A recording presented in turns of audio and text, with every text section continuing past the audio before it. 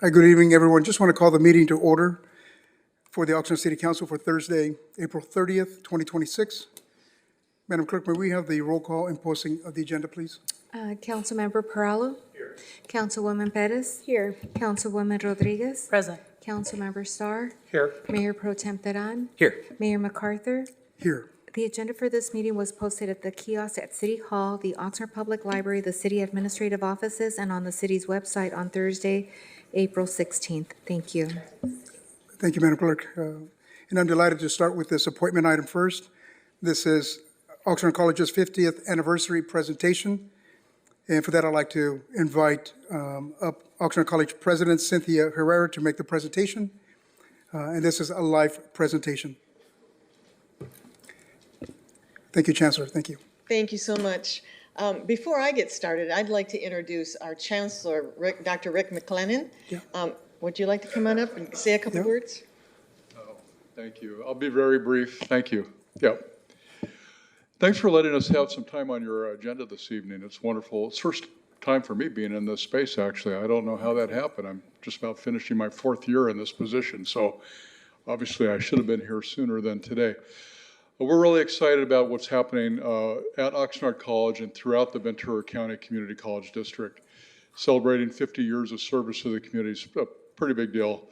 And you're going to hear a lot about some of the events and things that are happening around that and some of the initiatives that we're working on. I wanted to just let the council know that our district has been in earnest and actively engaged in strategic planning in a district-wide way over the last couple of years. And we're going to start seeing some of those things roll out. But one of the most important things that I want you to know is that while we have Oxnard College, and Oxnard College is obviously an important institution in this community, part of our planning work has been to look at the collective energy of the entire district and all 3 colleges and the programs and the resources that they bring or should bring to our entire community. So irrespective of a student zip code, we believe they ought to have equitable access to dual enrollment opportunities. When we look at economic and workforce development, we now have 5 baccalaureate degree programs that we want to make sure they're available to students throughout Ventura County. And so we're really looking at collaboration both within our organization and certainly with our community partners and business and education, not the least of which is Navy-based Ventura County, which is right in our backyard here. We've been engaged with them in earnest for the last several years, and we're starting to see some programs and student engagement, internships, and co-op experiences and things like that. We're excited about what's happening. Annually, we're serving about 42,000 students in Ventura County. We've been doing it for a long time. Ventura College turns 100 years old this year, and of course, Oxnard turns 50. So that's all I wanted to say is just thank you for having us here. You get to hear from the Ventura County Leadership Academy Educator of the Year, celebrated today, Dr. Cynthia Herrera. And she has a big title, but I think she's the Vice Chancellor of Awesomeness. So. Thank you. Now you know why I let him talk first, huh? Thank you so much, Mayor MacArthur, Absolutely. Mayor Pro Tem Teran, and council members, as well as city manager. We really appreciate you allowing us to come and give you some information about what we've been doing over the last 50 years. There's a lot of excitement around Oxnard College and tremendous opportunity. So we'll start with the impact that Oxnard College makes on education. I believe that there are 3 individuals on your council that actually graduated or participated in Oxnard College, right? And then we have a city councilwoman that actively works. She's a superstar with us, so you know the quality of her work, so we're really blessed to have her on our team. We'll start with the building the workforce and the economic mobility of our students. We know that 69% of our former Oxnard College students work in the field related to their studies. We know that former students had a 37% median increase in income upon graduation, and that Ventura County workers with an associate degree earn 18% more than those with a high school diploma. And over a lifetime, if you are transferring to a 4-year university, you make $233.4 million more over your lifetime. If you're a certificate earner, $293.7 million. And an associate's degree is $312.8 million. Imagine that type of economy that we're creating through Oxnard College. When we're looking at what drives economic growth, we know that student spending generates a measurable economic impact in our region. $73.5 million contribute to the total economic output generated by our Oxnard College students. It supports 286 jobs regionally, and we generate $6.4 million in state and local tax revenue and generate $5.7 million in federal tax revenue. So good for us, huh? We are very strong in our partnerships. One of the things that we recognize is we're not in this alone. When we're looking at workforce development, we collaborate very closely with partners. As the Chancellor alluded to, we have a strong partnership with Naval Base Ventura County, all three commands. In fact, at Oxnard College, they actually co-wrote the logistics pathway courses with us. And actually, the engineers from the base are teaching that. So it's an online courses that are available to people throughout the county. We also have a partnership with Ventura, with Oxnard and Camarillo Airport. We work with the Ventura County Economic Vitality and that division, and we've created the Area 805 Hive. It's we're creating technologies for autonomous unmanned vehicles, air, land, and sea. It's a huge partnership, multi-million-dollar opportunity, partnering with FathomWorks, the Navy base, the K-12 system, the four-year system, CSUCI, and ourselves. And that's a huge opportunity for future emerging industry. We are also working very closely with Leuna, the trades. They have developed a strong partnership with us that we now have a trade center at Oxnard College, and adult learners can go and get their certificate or their skill upskilling that's needed for positions in future trades. We also have strong K-12 partnerships.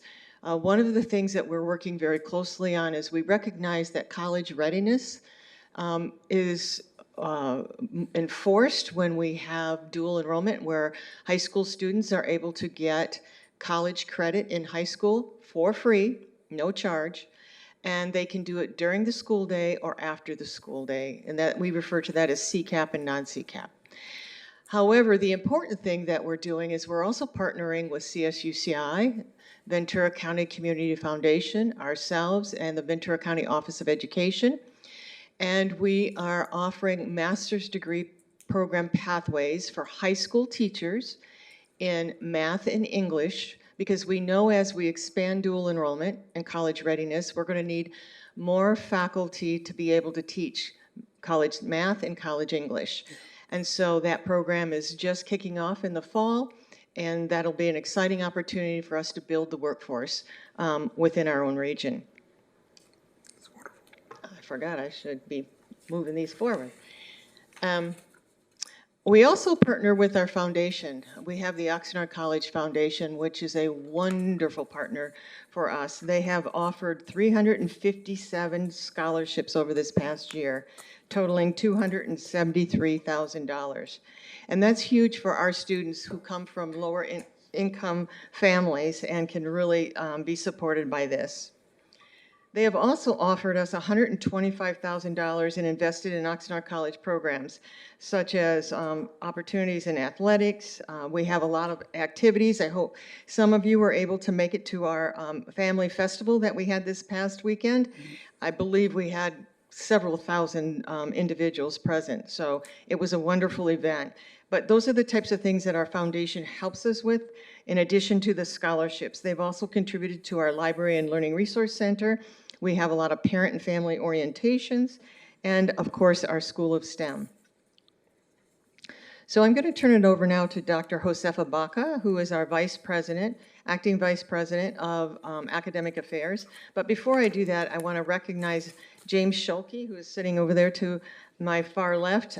He has been very inspirational and very supportive throughout my tenure there at Oxnard College, and I just wanted to recognize him. That's great.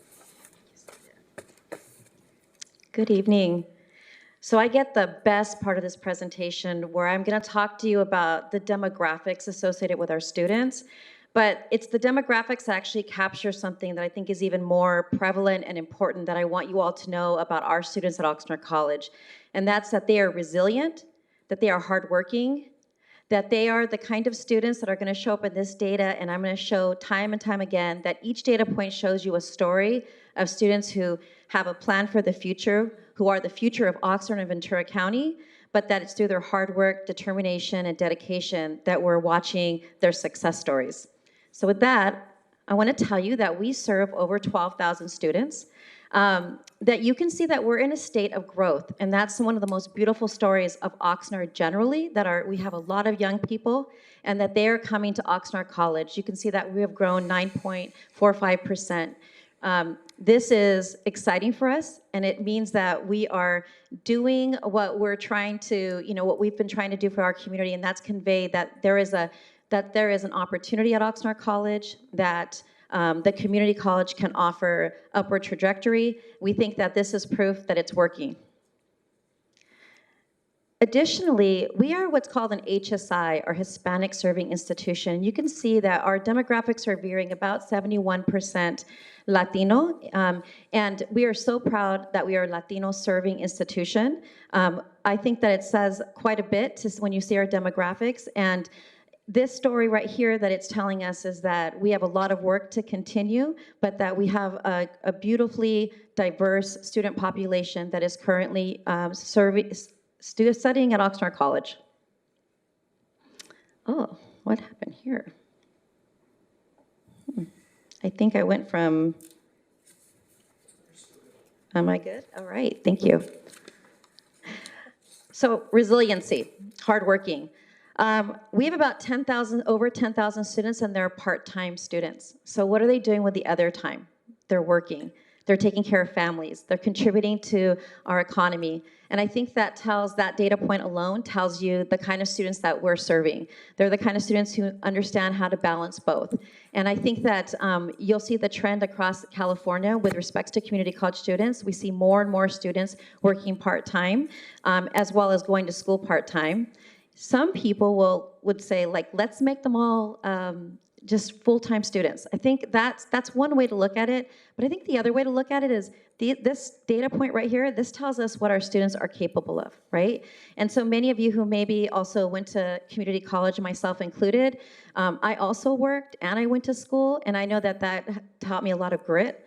And I would like to just say I like to commend our students, because this always tells me that there's a special population that we serve.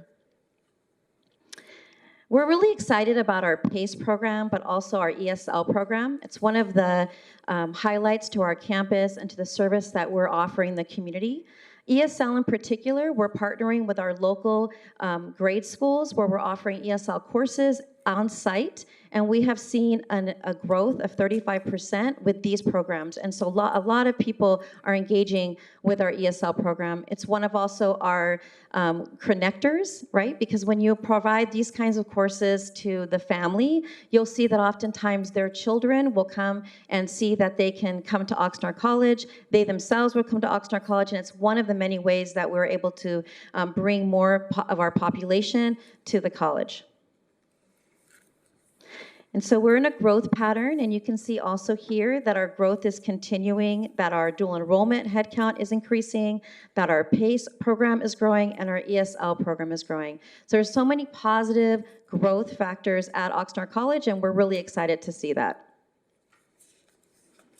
You can also see that our students are completers, so that hardworking, it ends with them completing their degrees, attaining certificate, and all of those types of metrics are also in a growth pattern.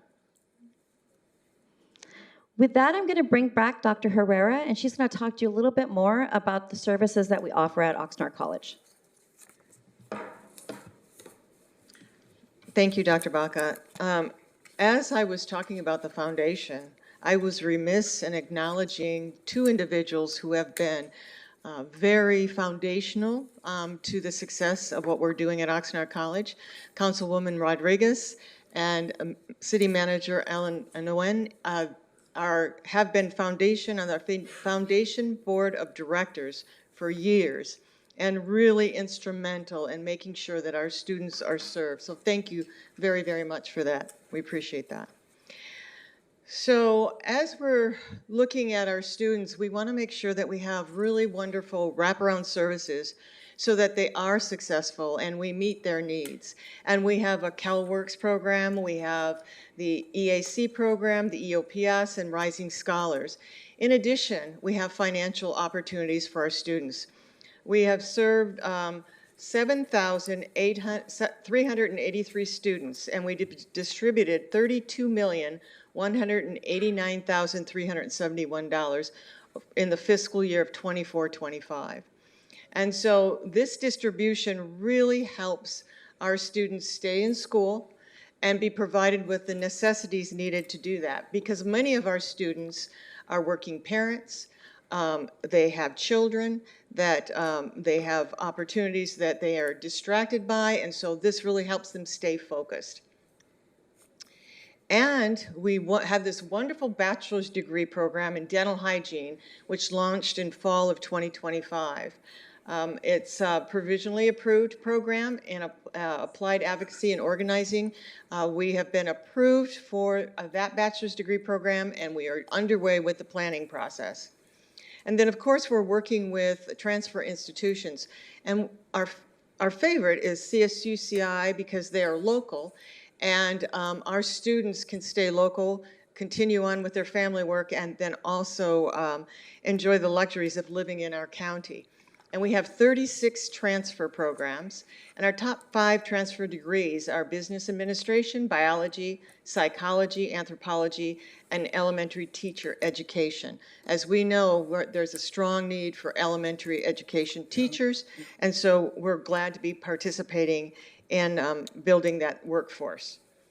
This ends our, oops, I'm sorry. Missed it. We have college education opportunities too. We have 20 programs and we are continuing to grow.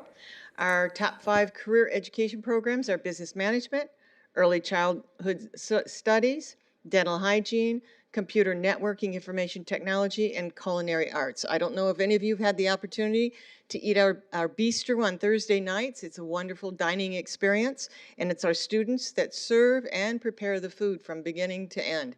So they're learning how to operate a restaurant as well as work in a restaurant. So it's a wonderful opportunity. Okay, so that ends our overview of what we've been doing over the last 50 years, and specifically what we've done in the last year as far as our student success and opportunities. And we'd be happy to entertain any questions. Wonderful. Absolutely. We'll start with some questions. Yeah, absolutely. Go ahead, Mayor Pro Tem. Thank you. And thank you very much, Dr. Herrera, for the information, and Dr. Vaca. As was mentioned, I'm certainly an alum of Oxnard College, and I fly the flag anytime I can to promote it and let folks know what a gem of an institution we have in our own backyard and the opportunities it offers, as was seen by the slides that were shared here, including the demographics. Just one clarification on this, and I believe it's on slide 2. They're not numbered. It's the one building workforce and economic mobility. I'm wondering if the bullet points we have at the bottom there, those are lifetime added earnings generated by Oxnard College graduates. Is this what Oxnard College graduates generate to the local economy? Is that what is represented there? Correct. This was from a study done by Dr. Demouy from Cal Lutheran University, and we specifically commissioned him to assess the value add to our community and to themselves. Okay, great. Thank you for that. And that's my only question. I appreciate all that. I think it's certainly validating to see who we have at Oxnard College. I think that intuitively, many of us know who is attending and is going for any number of reasons. I know for my story, which is not unique, I was one of those graduates from high school who barely graduated from high school and had no clue what I was going to do next. And I didn't have the grades nor the planning to go to a four-year university. And I could have gone to work at the port, which would have also been a great career, or I could have gone to Oxnard College. I chose that path. And it was my first introduction to academic success. And it really showed me that I could perform with quality, and I understood and could learn differently. And that's what I probably needed in more comprehensive high school settings. But it really was for me to connect the dots that I learned in high school into how I could apply that in an academic setting in young adulthood. And so I credit so much in my career and the opportunities I've been given and the things that have happened for me because of my time at Oxnard College. And that's why I will always refer back to it and let folks know that it is a great institution for what it gives to folks who are in my situation, which again, my story was not unique. And that's why I always have some kind of representation, no matter what it looks like when I go places. So thank you again for the presentation. Much appreciated. Thank you for those kind words, Mayor Pro Tem. Absolutely, Vice Chancellor. Thank you so much for this comprehensive presentation. And I'm really appreciative to see, Chancellor, thank you for being here, Mr. Herrera, Dr. Vaca, and James. I mean, it means a lot. All of you are here for this presentation. I'm a graduate of Oxnard College myself. It gave me the launch to my career. My son is there now. He graduated last year from Oxnard High School, and he entertained transferring to a four-year, but he and I talked, and I'm a fan of Oxnard College, and so he's there now. I know Councilwoman Rodriguez sent me a text message that he made the dean's list, so excited to see that. And I just, I tell you, if anything, I would just love to see Oxnard College continue to grow. It's situated in the southern part of our city, which is more and more becoming just that much more dense. There's pockets of some of our poorest in our community, and I just certainly would love to see it grow and hopefully the district to invest more in uplifting that college to avoid those that live. I mean, they can just walk there as opposed to go to Ventura or Moore Park College, because I think it affords a tremendous value to our community that most needs it. So thank you, Vice Chancellor, for being here. Yeah, absolutely. Go ahead, Councilwoman. Thank you so much for the extensive presentation. I had not seen this, and I really appreciate everything that you shared, especially in the demographics when we're talking about the age and the genders of folks. Over 450 students are over the age of 50, and I think I love that statistic because I always tell people my youngest student is 12, my oldest is 82, and folks are surprised many times that it's never a bad time to go back to school or try something different. I would like, since we have a few minutes left, because I am in the world, I love Oxnard College, and I've been working there for almost 11 years now, but I know what CalWORKS, EAC, EOPS, Rising Scholars is. I think we would be remiss if folks didn't understand, 113 of our students are going back to school as Rising Scholars. Those are formerly incarcerated students. We have students who are single parents. We have students, so can you just tell folks what that slide, and if Diego, if we could move forward in the slides, I think it's the third to the last slide where it says 151 students are served through our CalWORKS program. And just share a little about the different programs, because maybe not everybody knows what EAC means. Okay, EAC is the Educational Assistance Center. So we have students that come to us with special needs or an IEP in their high school, and they come to us and we provide accommodating services or technology or wraparound support so that they can be successful. And as Councilwoman Rodriguez said, 1,019 students were served just in 1 year of 2025. And what that does is it offers them the opportunity that they may not have in other college settings to be successful and graduate. For the extended opportunity programs and services, we serve 903 students, and those are individuals who are working with us and have workshops and strong support counseling to help them with their daily life and their life experiences so that they can be successful at Oxnard College at a pace that works for them. And same with CalWorks. We have 151 students that have served. And the Rising Scholars, as Councilwoman Gabby Rodriguez said, is for justice-involved individuals. And we also work with the Goodwill Industries, partnering with the Workforce Development Board, with WIOA funding to help support individuals who have been recently incarcerated and working through trying to get a job. And so they come back to us while they're working at Goodwill and continue on with their education. Thank you so much. All to say, because I think Veterans Resource Center, a lot of folks know. Oh, yeah. Like dependents of veterans or family members, but students come from all walks of life. And that's really why I wanted to make sure that folks understand what all of these acronyms mean. Thank you. Thank you. Go ahead, Councilwoman. Thank you so much for the presentation. I too am a product of the community college system, was also part of the EAOPS program.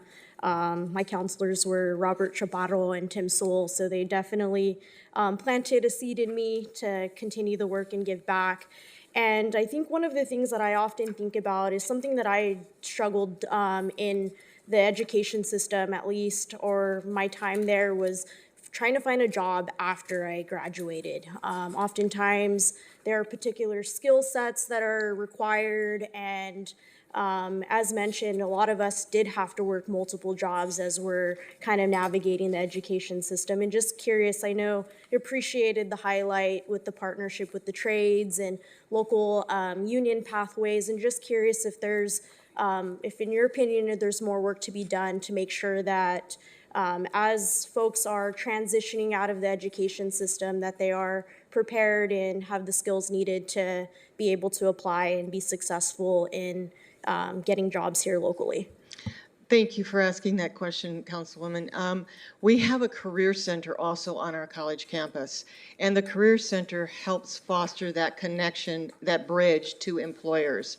So students go to the Career Center, and through that process, we identify opportunities in our community, either through apprenticeships, internships, or job placement. We also, I'll put on my other hat as the Vice Chancellor of Institutional Effectiveness. From a district-wide perspective, we are creating what we call a workforce development ecosystem.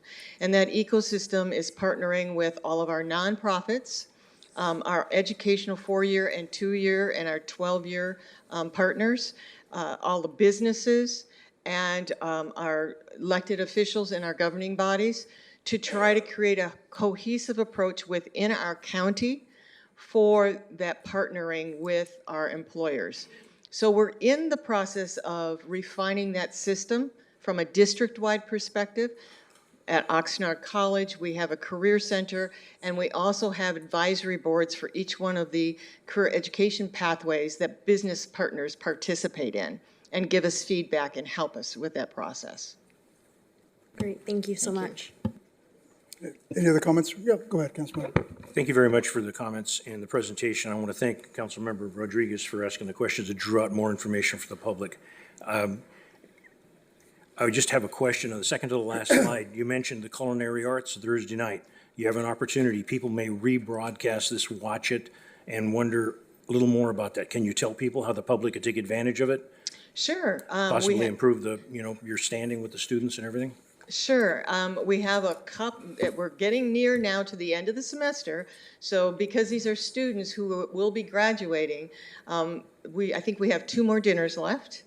And it's on a Thursday night, and it's the Bistro. And you can come to the community college, and you can have walk-in, or you can call the Culinary Arts Program, and you can make a reservation, and you can wine and dine with us till 8 o'clock.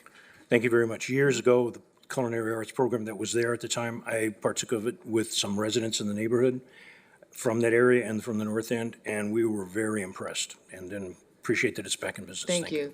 Thank you. Thank you. Madam Clerk, are there any public speakers on this appointment item? Mayor and council members, we do not have any public speakers in person or virtually for this item. Thank you. Wonderful. And I'll just conclude with this, Dr. Herrera, just make it real brief. And thank you, Dr. McLennan, for having Oxnard College act as a community hub. I see more and more events being held at Oxnard College, bringing people together from the community, fostering a sense of belonging. So I just really want to commend you for that, not only for the sports groups that are utilizing your fields, but also the various festivals from Dia de los Muertos, having I know the school district uses that site to showcase their science projects. And I just think it's so wonderful to have those kind of community events, and the college to act as a hub for that. So I thank you, Chancellor Dr. Herrera, thank you very much. Mr. Mayor, Dr. Vaca and James, thank you. Yes, Can I make a quick Absolutely. comment? So first of all, it's very heavily weighted on the dais tonight of Oxnard College graduates. We're So biased. first of all, I just want all the students to know that if you succeed at Oxnard College, you can also become a city manager. Just, but I would like to make a few comments and repeat something that I've been saying, I think, for at least 5 years now, which is, and you saw the evidence here tonight, that Dr. Herrera laid out for us, especially with regard to who the student body is and our demographics.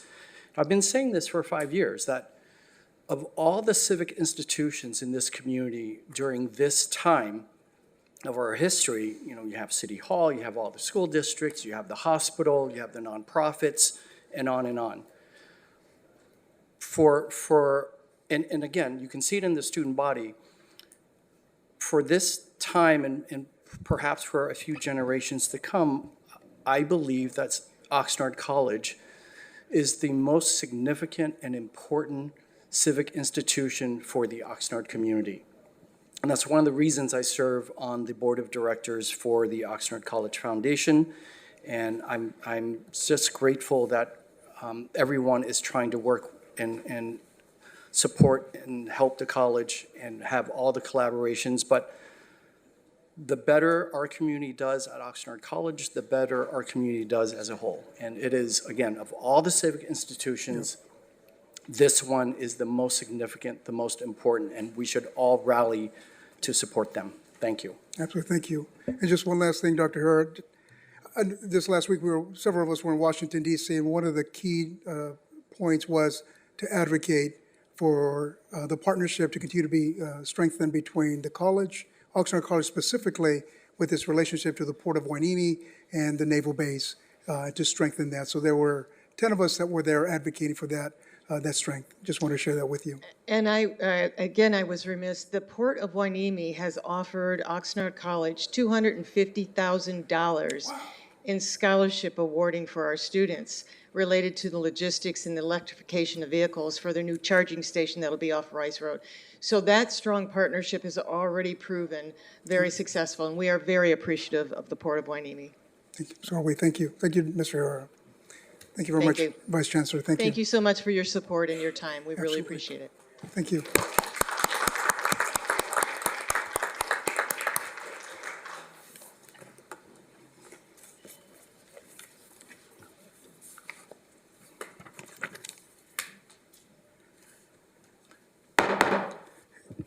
At this time, I just want to call the meeting to order for the Oxnard City Council for Tuesday, April 30th, 2026. Madam Clerk, may we have the roll call and posting of the agenda, please? Councilmember Perallo. Councilwoman Perez. Here. Councilwoman Rodriguez. Present. Councilman Starr. Here. Mayor Pro Tem Teran. Here. Councilwoman Basua. Here. Mayor MacArthur. Here. The agenda for this meeting was posted at the kiosk at City Hall, the Oxnard Public Library, the city administrative offices, and on the city's website on Thursday, April 16th. Thank you. Thank you. Next is the Pledge of Allegiance, followed by a moment of silence for all that it's occurring across our country. And I will turn this over to Mayor Pro Tem. Thank you, Mayor. We have Allison Garcia from Vista Real Charter High School who's going to lead us in the Pledge of Allegiance, followed by a moment of silence, and then she will share with us a little bit about her journey. So after the pledge, you'll be silent for a little bit, and when the mayor says thank you, then we turn it back to you, okay? Face the flag, please. Put your right hand over your heart. Ready, begin.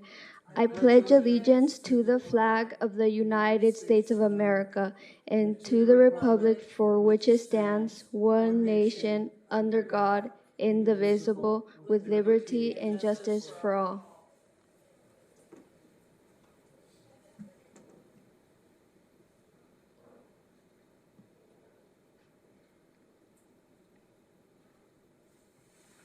Thank you, everyone. Thank you, Allison, for being here. I'll turn it over to you, okay? Hello, everyone. My name is Allison Garcia. I come from parents who immigrated from Mexico to the United States. I couldn't be more grateful for that because my parents took very little they had leaving their families and their life in Mexico behind to give me and my siblings a better chance at life. And although living here has definitely come with its ups and downs, I always try to be positive about what's next to come. Having the siblings as role models has definitely helped as well, seeing how hard they work for their kids and for themselves. Growing up, I always saw everything my mom and dad has done and sacrificed for us to be happy, working so hard for us to be better at everything we do. And it gives me that push of hope that I will be something big in life one day, not only for myself, but to make them proud. I have always used the hardships that come in life to better myself. For example, in 2024, I lost my best friend being my big brother.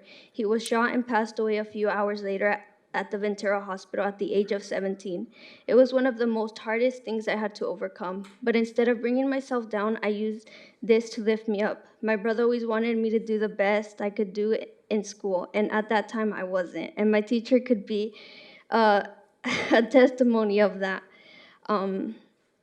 As of now, I'm trying to lift myself and do better in school, not only for me, but to keep my brother in memory and make him proud. I am currently trying to get myself on track with my credits, and as I do that, I've taken a dual enrollment class and will be on to my next class of child development this semester coming. My hope is to work with kids one day to help them through difficulties as I went through hardships as a kid, being raped at a young age and bullied up until middle school.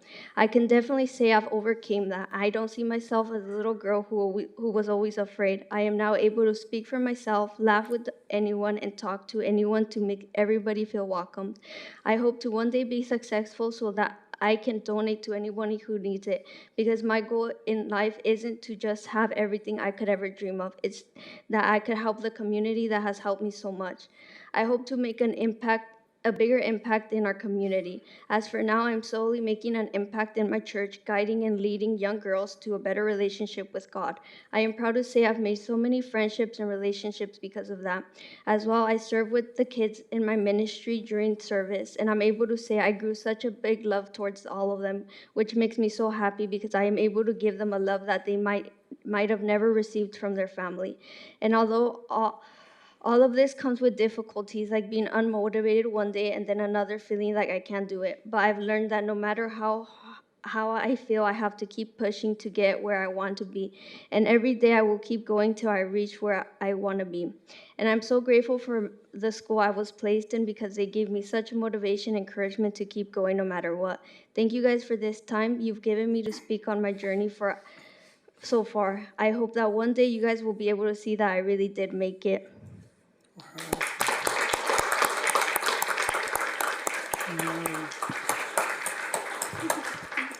Well, thank you, Allison, for sharing such an inspirational story and discussing and talking about your lived realities. It's inspiring, and also for highlighting your parents that are working so hard, as you stated, to give you the right platform for you to succeed and launch you on your way, right? That's what most of us that are parents want for our kids, is think about them first before ourselves, to give you the best opportunity to have a great future. So that's wonderful you highlighted them, and it's my absolute honor, before I turn it over to the Mayor Pro Tem, to present you with the certificate, because this is why we do this, is to start on a positive note and to highlight the tremendous talent that's here, and somebody like you to talk about your resilience. And I have no doubt that you're going places and you're going to have a wonderful future. So thank you for being part of this community, and us, we want to get behind you, be as supportive as we can for you. Thank you. Thank you so much. Absolutely. And just real quickly, Allison, before you come up here, do you want to introduce the adults who came with you this evening? I have my supervising teacher, Mr. Sigmund, and an office lady at my school, Miss Paulina. Yes, thank you. And before you come up here, I'll just share with my colleagues in the public, Vista Real Charter High School is a non-traditional or alternative education opportunity for young people. And I had mentioned it during the Oxnard College discussion that I was probably a student who would have benefited from non-traditional learning opportunities. And so I'm glad that we are offering within our education system and our community different ways for different students to learn in the way that is best for them. And as you heard from Allison's story, she's faced a lot of challenges, but seeks to overcome every single one and has done so thus far. And I look forward to what you do next. So I hope you're super proud of yourself, because I think everybody in this room is really proud of you. So thank you so much. Thank you.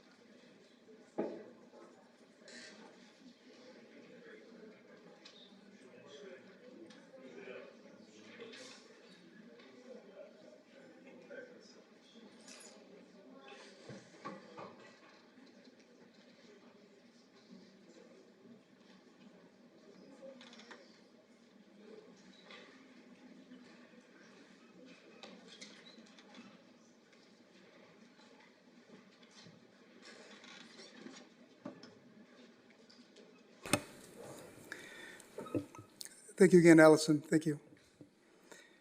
We will now move to the next item on the agenda. This is for public comments for items not on the agenda. Madam Clerk, do we have any public speakers for this item?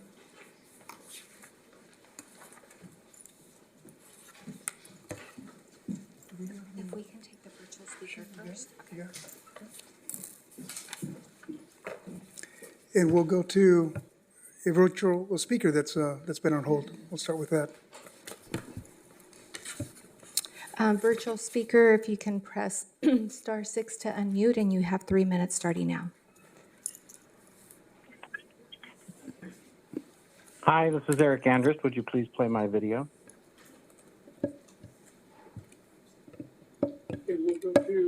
This is Eric Andrus. I want to talk tonight about how we fund this city and whether we're doing it fairly. Right now, Oxnard relies heavily on sales tax. On the surface, that sounds simple. Everyone pays a little every time they buy something. But here's the reality. One, people hate the word tax just on face value. It feels like a punishment instead of people participating in the upkeep of their own city. Second, low-income families, large households, single parents, people whose entire paycheck goes to buying basic necessities, end up paying a larger share of their income in sales tax than wealthier residents. A family of 6 buying food, clothes, and supplies pays far more into the system than a high earner who simply buys less. That is not equity. That is the opposite of it. I'd like to propose a different model, one already working in other California cities, something I call Resident City Services Fund. The idea is straightforward. Instead of a sales tax that quietly punishes people for buying essentials for their families, every household pays a required city services charge, scaled so that those with more resources pay more, and those with less pay a minimum but still contribute. Everyone has skin in the game. Nobody lives here free, and nobody gets squeezed just for taking care of their family's needs. But here's what makes this different from just another tax. A portion of that fund would be resident-directed. Each year, residents would designate part of their payment toward their priorities: streets, parks, libraries, public safety, youth programs. Think of it as your community maintenance vote. You're saying keeping our shared home livable. A big complaint is that the south end of town gets improvements at a lesser rate than the north end. With this program, they can have a say where their dollars go, right into their own neighborhood. This is not a new idea. Vallejo, California, a city our size that went through bankruptcy, launched this exact kind of program in 2012. Residents directed millions towards projects they chose. City trust improved. Civic participation increased. Projects got built. What Oxnard needs is not another sales tax extension sold through fear-based mailers by a city manager incapable and or unwilling to cede decision-making to the actual people of this city. What we need is a transparent, fair, resident-driven funding model that treats taxpayers as partners, not ATMs. I urge this council to explore the Resident City Services Fund model. Cities that have done it are better for it. Ours could be too. Thank you. Thank you, Mr. Andrus, for the video. We'll next go to Lindy Levin. Ms. Levin, you're going to be followed by Ronald Rechel. Hi there. So I come to you today on behalf of, the microphone. So I come to you on behalf of Jeff Davis Child Development Center, located at 601 West Hill Street. So they've had a problem for well over a year. I remember talking with Tim Bean before he left the Oxnard employment about funding for, I guess it's called a CIP, Capital Improvement Project. So it rained 2 weeks ago on a Tuesday.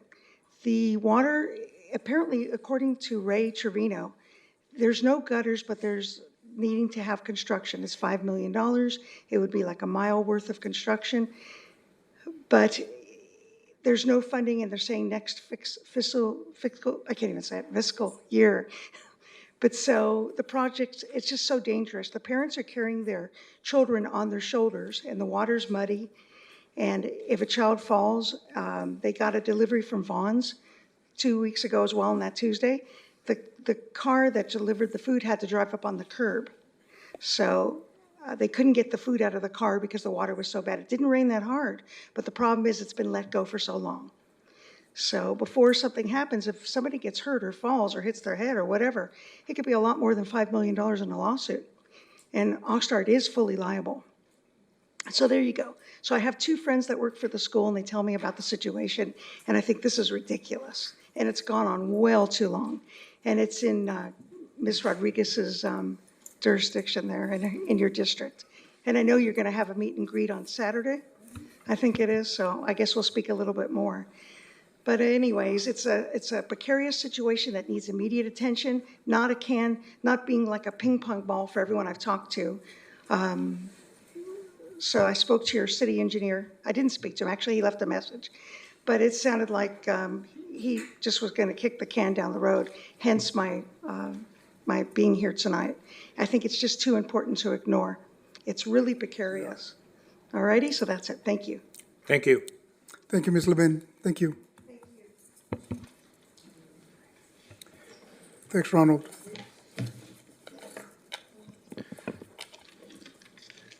Good evening, Mayor, Mayor Pro Tem, council members, staff, and the public. My name is Ronald Arwejo, and I'm speaking as a Vice Chair of the East Village Neighborhood and on behalf of the INCO Executive Board. Oxnard has 200,000 people, Ventura County has over 800,000, and Oxnard, one of the 10 cities of Ventura County, makes up almost a quarter of the county's population. So I wanted to give this as a foundation for the rest of this presentation. What are we trying to do on May 11? We are having a candidates forum, which I believe all of you have participated in some form since 2022. This is for the public who doesn't know, it is a focus event at which we can learn more about the candidates who will be on the ballot. It enables us as voters to make informed decisions and compare and contrast candidates on a neutral venue. Oxnard, like I said, is the largest city in the county, and no other city jurisdiction that I have been able to see in the past 5 years provides an avenue for candidates to reach their voters at the county level, other than the League of Women Voters, which is actually having one right now in Thousand Oaks. just a preview of since COVID, that we have had 3 candidate forums. Every time Oxnard has had a general or special election, the INCO has been able to hold candidate forums for the voters. And they have been very good in moving forward and adding additional positions that cover Oxnard, like the UWCD candidates. And this year will be, like I said, the first time that we have on the countywide level. And at least one candidate from 4 of the 5 countywide positions have accepted as of this time to participate in our candidate forum. So I just want to provide a little bit of opening of what we do before. This is a couple of months process, getting the approval of the INCO, emails and letters sent, a call by myself as managing the candidate forums, and then questions by the residents can be submitted, and then we can ask that of the candidates. That's a screenshot of the candidate forum link. And questions are normally done in a categorization or position basis, and they come from the public, my own, and from news sources. And the actual event has a series of rules that everyone, all the candidates are aware of. And I just want to thank Samantha Shapiro, the INCO Executive Board, and the City of Oxnard for allowing the resources to hold this. Thank you, Mayor. Thank you very much, Ronald, for this presentation. Mr. Stein?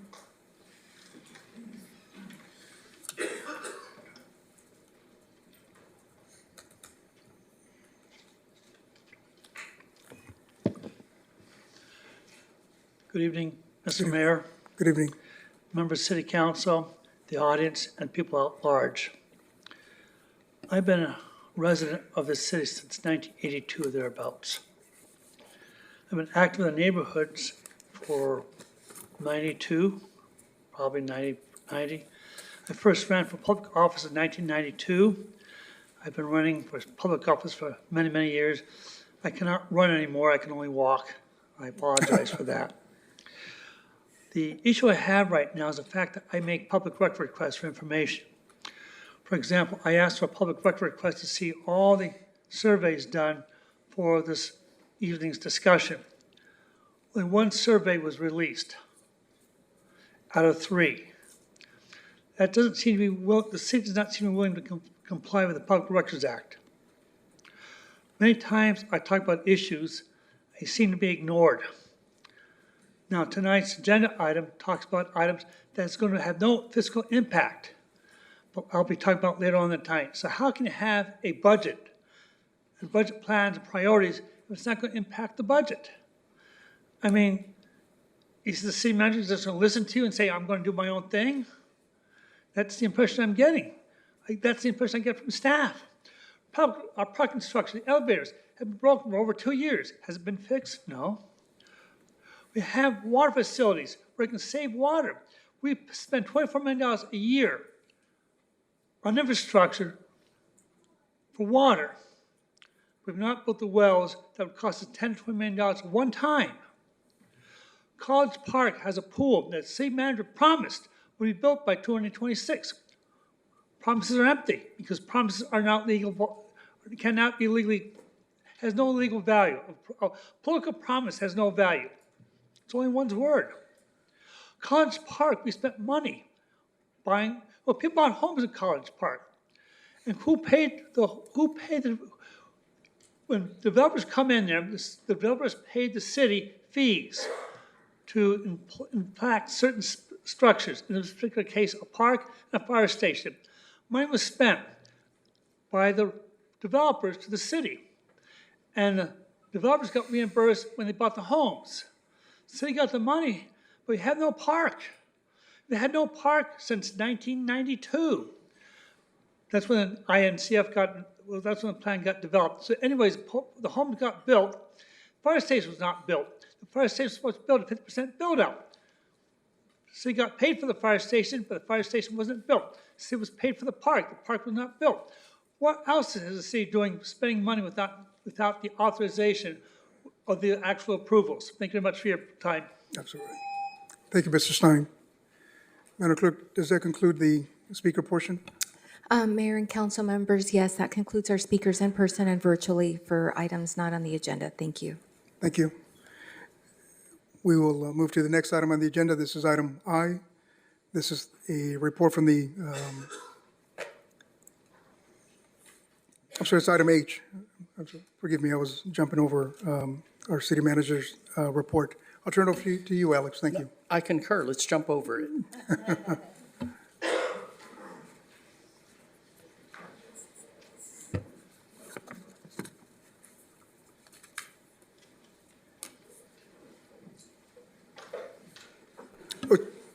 No, that's it. We'll jump over you. Okay. Well, he meant it. Okay. Then we'll move to item I. This is report of city council members. We'll start to my left, if that's okay, Councilwoman Perez. Yeah? Okay. My report for tonight, just wanted to share out that Councilmember Rodriguez and I had the opportunity to meet with Superintendent DeGenna as well as the principals within our district to really understand what young people are navigating within our school system and opportunities for collaboration. I've mentioned it in several city council meetings that one of my biggest priorities is also doing some outreach to community members that typically may not be present at city council or at neighborhood council meetings. And the best way to do that, I think, is reaching out to our alternative schools, looking at folks that are homeschooled and also even within our education system. Many times schools hold ELAC meetings as well as school site council meetings, and that's exactly the place where parents and families often are to really connect City Hall to what's happening at our community level. And so wanted to thank all of the high school principals, elementary school principals for taking the time to connect and meet. I also will be joining a May Day event tomorrow and really appreciated the conversation I had with Harrington School, which is in the Cal Giesler neighborhood in my district, and looking forward to continue to expand that partnership. I also had the opportunity to join my colleagues as well for the Casa de Carmen grand opening to really ensure that we help chip away at some of the housing concerns in our community and know that there's much more work to be done there, and it's just the beginning. And look forward to, as mentioned, continuing to engage with our community members, and wanted to just make that formal announcement that if anybody within the city or within District 6 would like to connect, share out some of their areas of improvement or offer recommendations, my door is always open for that feedback. And I think tonight's meeting is just a perfect opportunity to kind of digest and kind of hammer that out a bit more. And that is my report. And back to you, Mayor. Appreciate it, Councilwoman Perez. Thank you. Council member. Thank you, Mayor. Go ahead. I had the opportunity under the invite from the Oxnard Elementary School District Superintendent, met with her, took a witness with me. There were 4 principals from the school districts within my district, from the schools within my district. I had the opportunity to attend the arts event that was at the PAL facility, and I did also have the opportunity to attend the opening of the homeless facility across the street. All of them were good events. Thank you. Thank you, Mr. Borrello. Mayor Pro Tem. Thank you, Mayor. I also attended the arts gala that Councilor Perlo mentioned, and I want to thank our rec staff and all of the volunteers and the young people who created all the artwork. And it was a great event, and anyone who got to go, I don't know if you had a chance to hear, but they had a small model of downtown Oxnard with Plaza Park and the Carnegie and the City Hall building and the parking structure that was created by a second grader. And it was very well done, and it wasn't fully to scale, understandably, but she did a great job with it and had toy cars and little cardboard buildings, and I appreciate it. But the fun fact I want to give for folks who saw it was that that wasn't originally part of the gala, as I understand, that they came across it at the after-school program and encouraged her to enter it into that. And so they, as a last-minute effort, were able to get that in there, and they created a small acrylic like protective box for it. And I just want to give big shout out to our staff for that, who created the box, but also encouraged that student to submit this great piece of art that she had created. And so hope folks got to see it. If not, there are pictures of it. So did that, and then Sierra Linda Neighborhood Council was great as well. And I appreciate, we had Corporal Waisan, who updated the Sierra Linda neighborhood on the recent arrest in the case for the homicide for Mr. Nija, who folks may remember was we had a press conference a couple weeks ago. It happened in that neighborhood, in that park, and the residents were able to get a good comprehensive update from the corporal, who was on the Major Crimes Task Force previously and had some really good information, was able to answer questions that they had. And so I want to thank him and thank the neighborhood and their chair, Mr. Garcia. And I also attended the opening for the Casa de Carmen facility that we have just across the street here. And I just want to thank everybody who was involved in that. It was quite a bit of effort on the part of the developers and on Mercy House. And I know that city staff worked very hard and in tandem with them to pull it off. What was great, I believe, was not only to hear about the work that went into it and also what's to be expected of that facility and the programming they have there, but the last speaker was a resident of the facility and the program, a young lady named Crystal, who shared about her many challenges that she had faced and how programs like this are the type of opportunity she needed to make that change that she so desired for so long, but couldn't find a way to get over that first and second step to get there. And so I anticipate there will be many, many more Crystals going through that program. And it was a great, tangible reminder to everybody that these are real people who are struggling in our communities. And these types of programs actually do help people. And they actually are effective. And not only the data shows that, but we hear it from the people who are experiencing it now. So I appreciate that, and I'm glad that we as a city didn't just take the stance to just move her somewhere else or send her to be struggling in some other city or out on the outskirts of town. So I appreciate that we had those programs for her and those who will follow her.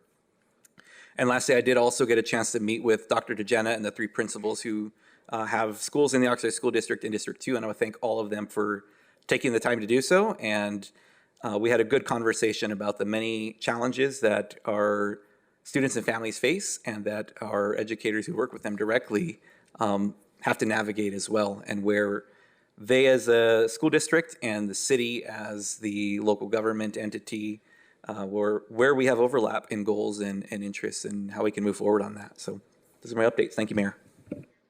Absolutely. Thank you, Mayor Pro Tem.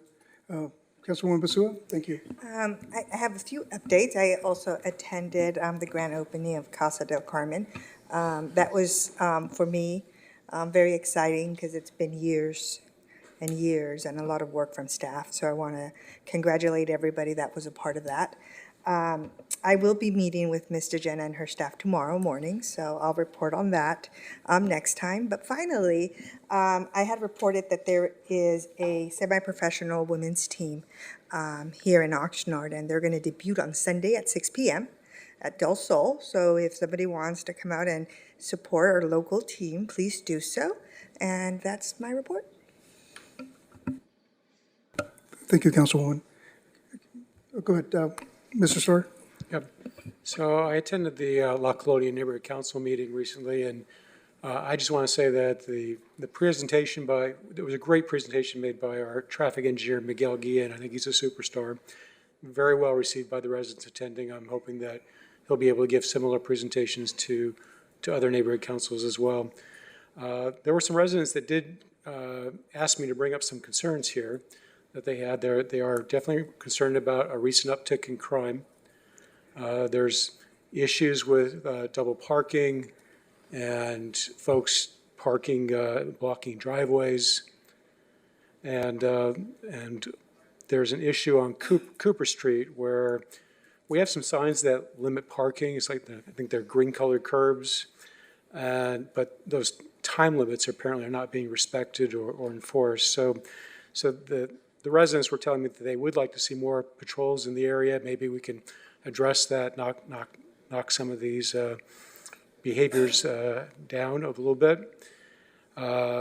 Another issue that residents brought up is, I don't know how it came about, but apparently some residents were pretty displeased about the process for selecting an artist for a mural that's going there. They felt like they were kind of left out. I don't know if that's really the case, but apparently there's some hard feelings there, so I'm hoping that maybe somebody on staff could address that neighborhood council in the future and see how we can address that, maybe work together more closely with them so that they feel like they're really a stakeholder in the decision making. I think that was important to them. I received a communication from a gentleman by the name of Gabriel Esp. He's disappointed with the city, he tells me, concerning a severely uplifted sidewalk in the 200 block of West Woolley, which apparently has existed for many years, but it was brought to the attention of the city 7 months ago on the 311 app by this gentleman. His concern is that he's only now being informed that this is scheduled to be fixed on June 15th, and he's concerned about safety, and I'm certainly concerned about safety and liability issues. Here we've had issues where people trip on our sidewalks, and it not only does it harm them, it harms us as well. What I was wondering, and maybe staff could address this at some point in the future, is I was wondering how these repairs are scheduled and whether there's any attempt to triage so that the most severe hazards are addressed first. I was also wondering whether maybe there might be some plans to do an overall assessment of sidewalks around the city. It seems like at times that sometimes we don't know the existence of a particular hazard unless somebody proactively notifies us. So if there's any way that we as a city could be more aware of what the issues are, maybe we can make better plans in the future for that. And that's my report. Thank you. Thank you, Mr. Starr. Councilwoman Rodriguez? Yes, thank you so much. I know that several of our reports overlap, so this was a busy week. I know I too attended the Casa del Carmen and Casa Aliento open house. It was great to get a tour of just the remodel of the Vagabond, now Casa Aliento, by Oxnard Boulevard next to Denny's. And so I'm really excited about how we are prioritizing trying to get homes for people who need them. I met with Superintendent DeGenna. Thank you, Councilwoman Perez, for allowing me to join you in your meeting that was scheduled. And I look forward for opportunities to collaborate, understanding that we also have our role as city in partnership with our educational partners. So I look forward to co-collaborating and working together and making sure that we do our part. I attended the VCLA luncheon today, and congratulations to Dr. Cynthia Herrera, who presented to us earlier for getting Educator of the Year, but there was a lot of different nominees and folks being represented for the Ventura County Leadership Academy. So shout out for their work that they do, just trying to highlight different leaders in our community. Also, last week I attended the Latina GDP. Actually, I was the hostess with the mostest at the Latina GDP. And there was a UCLA report in collaboration with CLU, and it was presented at Oxnard College. There was a peer review, but it's really talking about the economic impact of the Latino community throughout the nation. As a GDP, if it was a country, it would be number 4 in the world.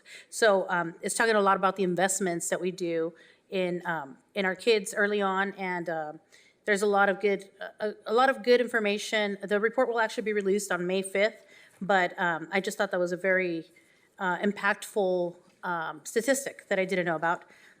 I am having my office hours at the library this Saturday that's coming up, so if anybody would like to connect with your councilwoman, I'll be there 11 to 1, but I am scheduling some meetings one-on-one with folks who wanted to meet with me one-on-one and not in a group setting. And I attended the art walk at the PAL. And earlier this week, I attended the No Limits for Deaf Children annual dinner that they have. And if you're not familiar with the organization, they do a lot of good work for folks who are deaf and hard of hearing. So again, shout out to all of their good work. And yeah, I think that's it for now, but I look forward to folks joining me at my office hours next week, or next Saturday. So in 3 days from now, 2 days. Thank you, Councilwoman Rodriguez. Just a couple of reminders. Tomorrow, the Oxnard Warriors Football and Cheer is having an open workout from 6 to 8 p.m. Also, Lindenwood School is having Day of the Child, Dia del Niño. And so the community is invited to go to Lindenwood School for that. Also, I will be, thank you, Councilwoman Basu, I will be on Sunday for the opening of the semi-pro women's team that will be playing at Del Sol Stadium. So I will be there for that, and the community is invited to attend as well. There's also on Saturday going to be a Cinco de Mayo event happening, both one at Plaza Park and Councilwoman Rodriguez, the Oxnard College is also having, in collaboration with Radio Laser, right? Yeah, The foundation. the foundation. Thank you. So invite the community to go out for that. And just want to share with those listening here in the audience too. Last week I went to Washington, D.C., alongside fellow members of the Regional Defense Partnership, otherwise referred to as RDP. This is a community organization from Ventura County comprised of political, business, and military leaders. RDP was founded to foster constructive dialogue with state and federal legislators and agencies related to the Department of Defense, supporting Naval Base Ventura County. Naval Base Ventura County is a critical asset here in our region, safeguarding our nation, and it plays a significant role in our regional economy, contributing an estimated $4 billion annually here in our county. As the largest employer in Ventura County, it provides about 24,000 jobs across high-tech, engineering, and defense sectors. The base also encourages local business growth, contracts, workforce development through partnerships with our local college, as it was mentioned here with our Vice Chancellor, Dr. Herrera. And I know it's been stated here how vital Casa de Carmen is to our community and the uniqueness of it and the heavy lift done by our city in partnership with Mercy Housing and others to make sure that got constructed.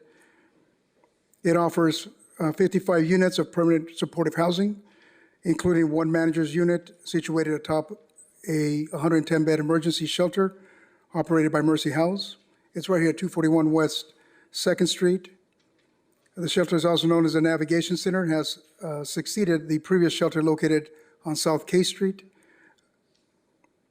The facility features amenities such as an outdoor podium and rooftop decks with a barbecue area, dining tables, lounge seating, a community room with a kitchen and large gathering space, a computer workstation, community garden, beds, several office spaces that will also be available for private case management and supportive services. This facility is situated right here in our historic downtown, directly across from the library, the police station, central located, providing convenient access to various amenities, including medical clinic, pharmacy, grocery store, and senior center with the nearest bus stops just 1 block away. And I tell you, this is something to be really proud of that exists here in our city, providing this type of housing for our most vulnerable. I see a lot of police officers here, and as you know, I came from policing, and being a police officer is one of those professions that gives you a front row seat to see the social ills that plague our city, from drug addiction, mental illness.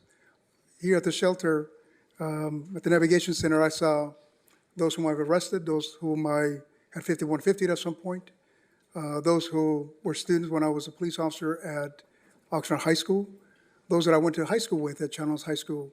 And as we know, there's a number of reasons why people end up homeless, whether it be a health crisis, whether it be the severe absence of affordable housing, the income inequalities that exist.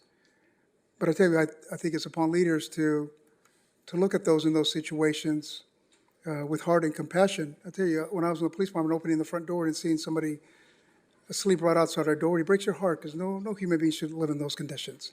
And it's upon us to help.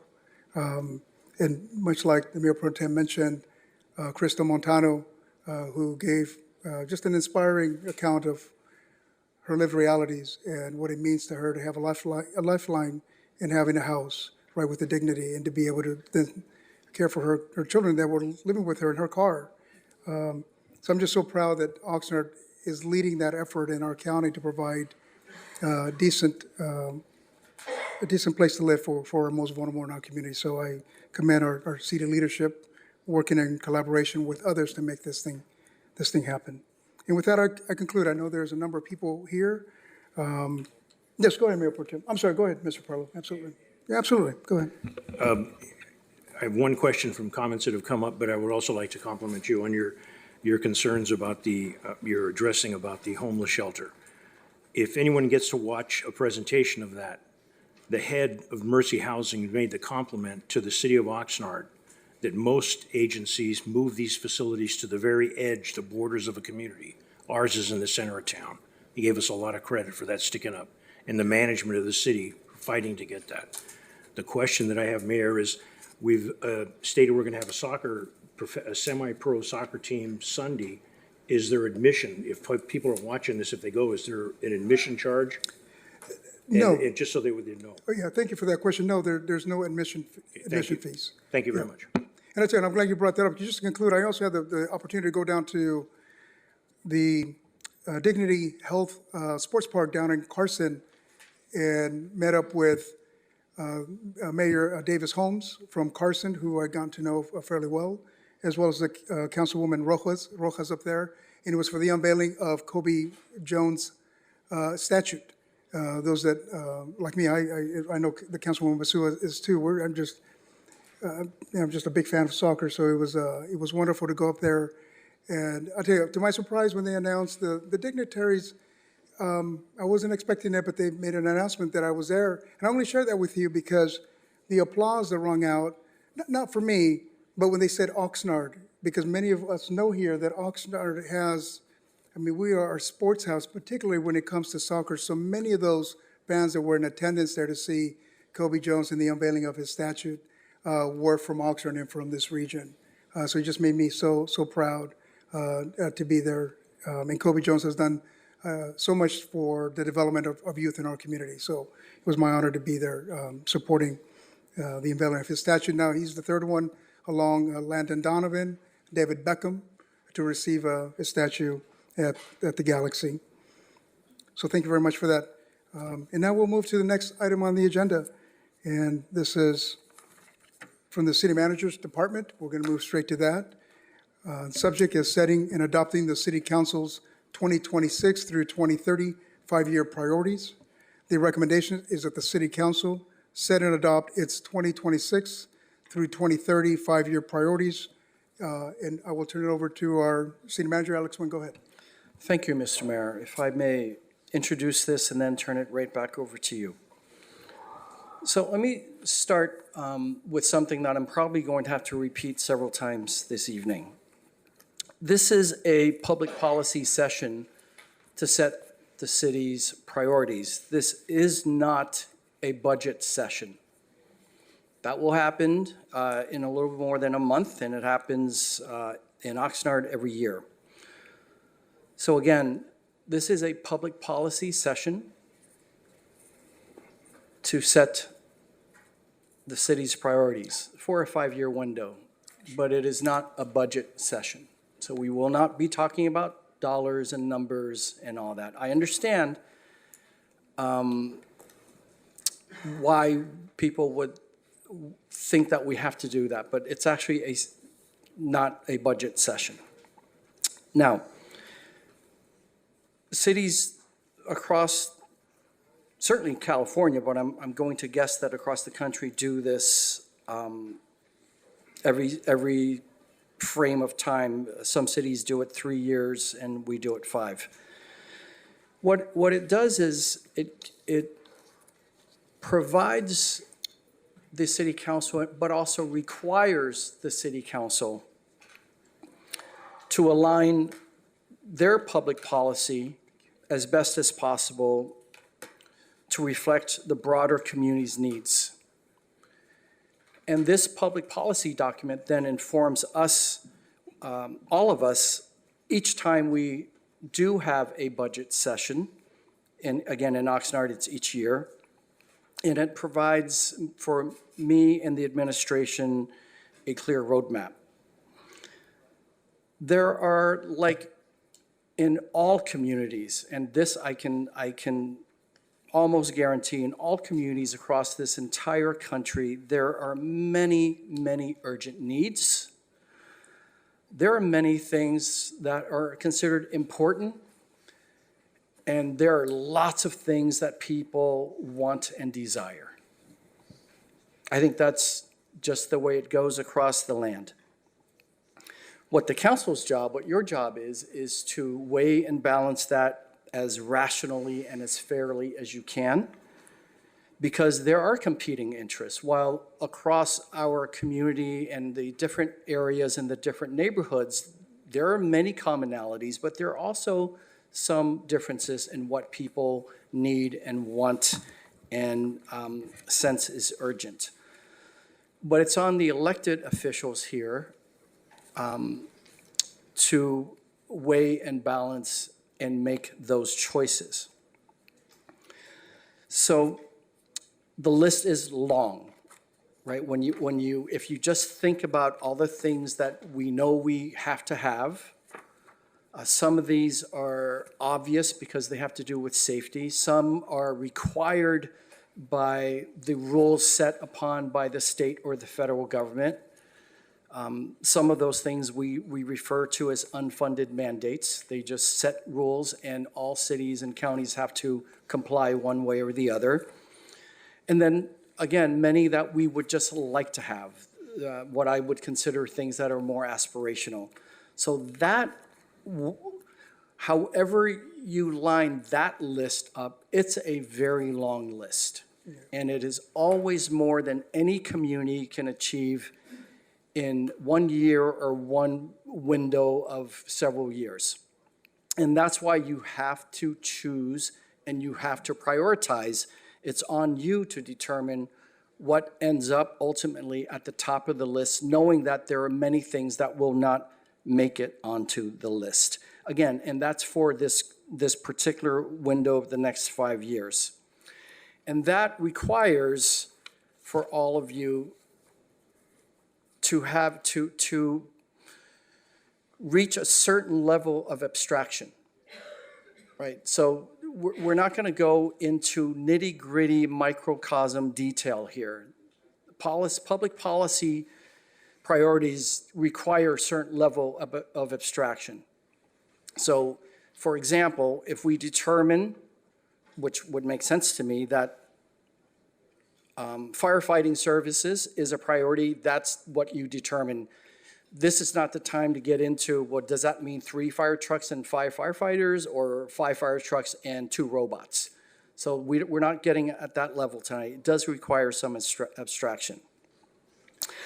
Now, as is stated in the staff report, we are a municipal government. We are a city, and we only do those things that cities do in California, which means we don't provide the services that other institutions do, such as public education, medical health care, mental health care, social services. We don't run the airport. We don't run the harbor. We don't run the port. We don't have anything to do with the 101 highway. We don't run transit. We don't do the trains. We don't do the buses. We don't do the railroads, and so on.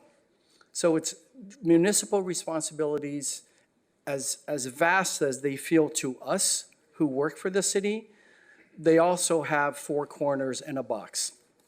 So that should make it easier that we're not going to go out of that box. Certainly hope not.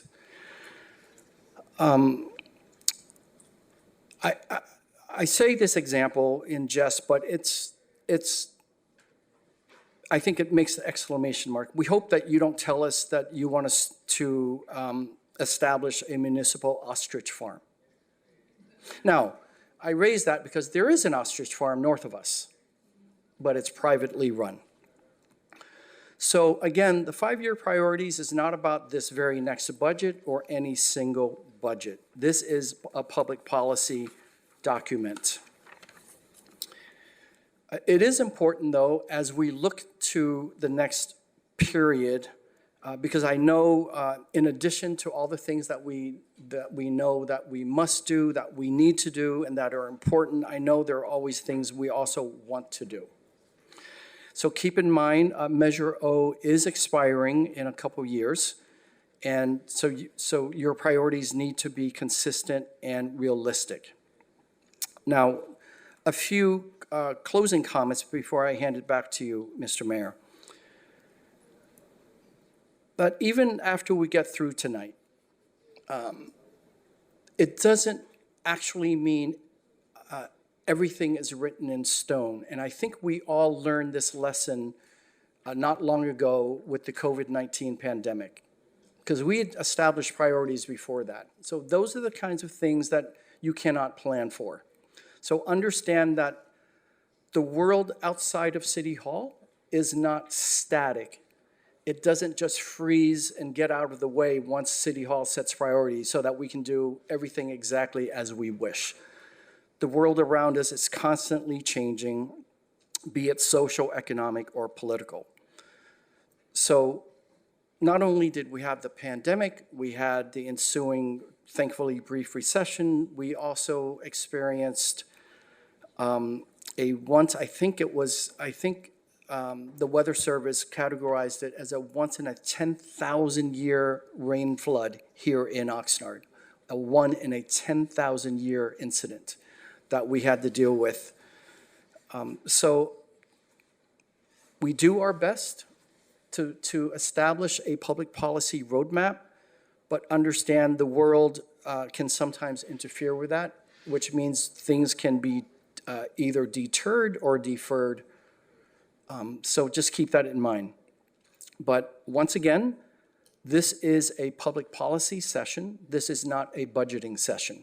So with that, I will hand it back to you and understand that we have a lot of this, of our city's management leadership here who can answer any questions you may have later during your deliberations to help you through this process. Thank you. Appreciate that very much, Alex. Thank you for providing some very valuable content. We have a number of public speakers, but before I open it up for public comment, I'd like to just gauge just my colleagues here, where we are as far as your individual impression of our 5-year priorities. I'll start with you, Councilwoman Perez, if that's okay. Yeah, of course. Thank you, Mayor. I first wanted to just start off by thanking the public for submitting your responses. I think surveys are a really good opportunity to assess feedback, understand areas of improvement, and really get a sense of what is working and what direction we could be going into.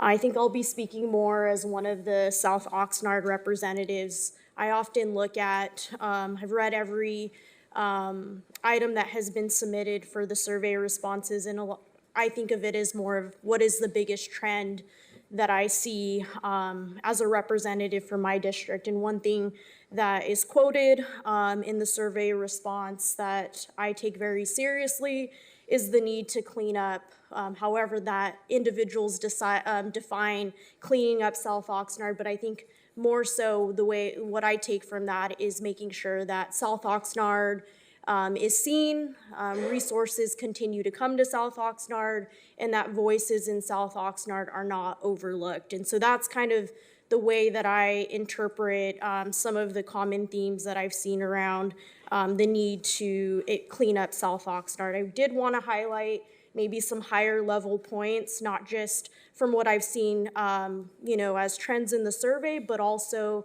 contacts and communications that I've had with community members through community meetings, out at community events. And the biggest things that I wanted to kind of bucket into was really the need around our public works, which is prioritizing flooding, increasing storm drainages, which I know that is something that is well on the way, as well as addressing the need for alleyway cleanups, dumping, increased landscaping, particularly within our vacant properties, working in collaboration with our property owners to make sure that dumping and landscaping is continuously maintained, as well as fixing our potholes, parks specifically with restroom maintenance, public safety, speeding within the community, as well as issues around disaster preparedness.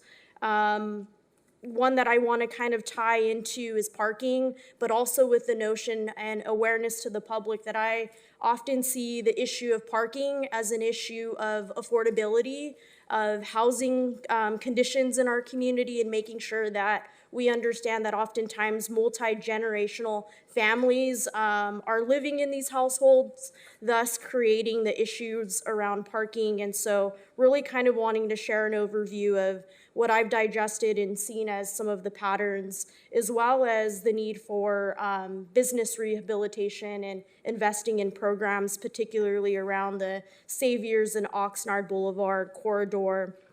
And so I say that out loud to just give you a summary of what I've digested and read, and also have heard directly out from community members, but to also share with you that for the communities that have submitted their comments, that I hear you, and looking forward to planting the seed, but also recognizing that we are tonight going to be setting our 5-year priorities and wanting to keep all of these comments and suggestions and recommendations in mind. And those are my comments. Wonderful, thank you, Councilwoman Perez. Any other comments? Good, Councilmember. Number one, I want to thank everyone that took the time to fill out a survey and become involved. Oftentimes there are comments, why is this done? It gets us the feedback. But one other thing I need to share with the public, there would be presentations of videos, there would be things to see that we're looking at right now for those of you that haven't seen the documents. If there was not a Measure M that had been approved by the voters, you're losing an opportunity unless you've followed up and go along with what's presented. I can't overtake that, but I want you to know that there's a tremendous amount of work that's made available to the public if you take advantage of finding it. There maybe needs some outreach on how to make sure everybody can find the things, so when they come to these meetings, they're at least prepared versus wondering, why are we talking about something that they can't even see? I want to also address, when the last 5-year study was made, the situation at that time was much different than it is now. We've come a long way with that last 5 years. Not everything is done as planned, as our city manager has mentioned. But one thing that happens, I do represent a district, one of 6 in the city of Oxnard. There are certain things that are very important to the people in that district, but I'm also an Oxnard City Council member representing the entire city of Oxnard, willing to work with all the other council members on the priority for the benefit of the city of Oxnard going forward. We have made a tremendous amount of improvement. We're looking to make more improvement, and this is a great event.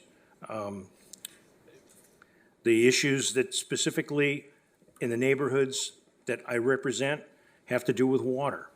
One about the Edison Canal, the quality of water, and the other one about seawalls. But there's another issue that comes up citywide. They're talking about the opportunity to have water, drinking water. How's that going to impact us? The issues that are finding, not just in my district, the ability to find a parking place. The complaints that people that are parking on the corners, when we do have rules in place and we're not citing them, some people will say we're paying too much money for law enforcement. Others are saying we expect them to do much more. There's going to be a median in between there. I do agree with a lot of the things that Councilmember Perez said about certain areas of Oxnard. But it isn't just my area that I'm looking for the priorities tonight, looking for the benefit for the city of Oxnard. There's no telling if I even wake up tomorrow morning. Whoever sits in this seat going forward is to do the best thing they can for over 200,000 people living in the city. And I cherish the opportunity to do that, and I'm privileged to be in an situation to cast my say on that. That's all I got. Thank you, Councilman Perlo. Anyone else want to go? Before we get to public comment, Mayor Pro Tem? Okay. Any other comments? Okay. We'll start with public comment. First is Emmanuel Arroyo, followed by Adriana Diaz.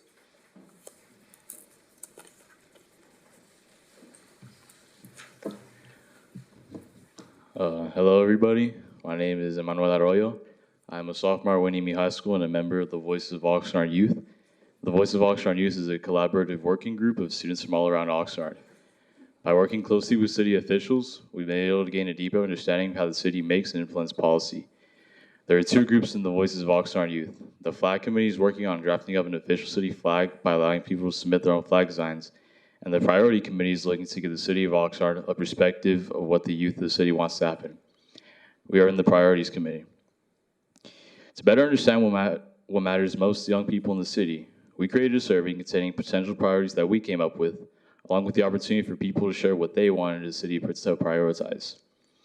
The survey also contained questions regarding priorities that we came up with as a group, including youth wellness, street maintenance, climate change, and natural disaster readiness.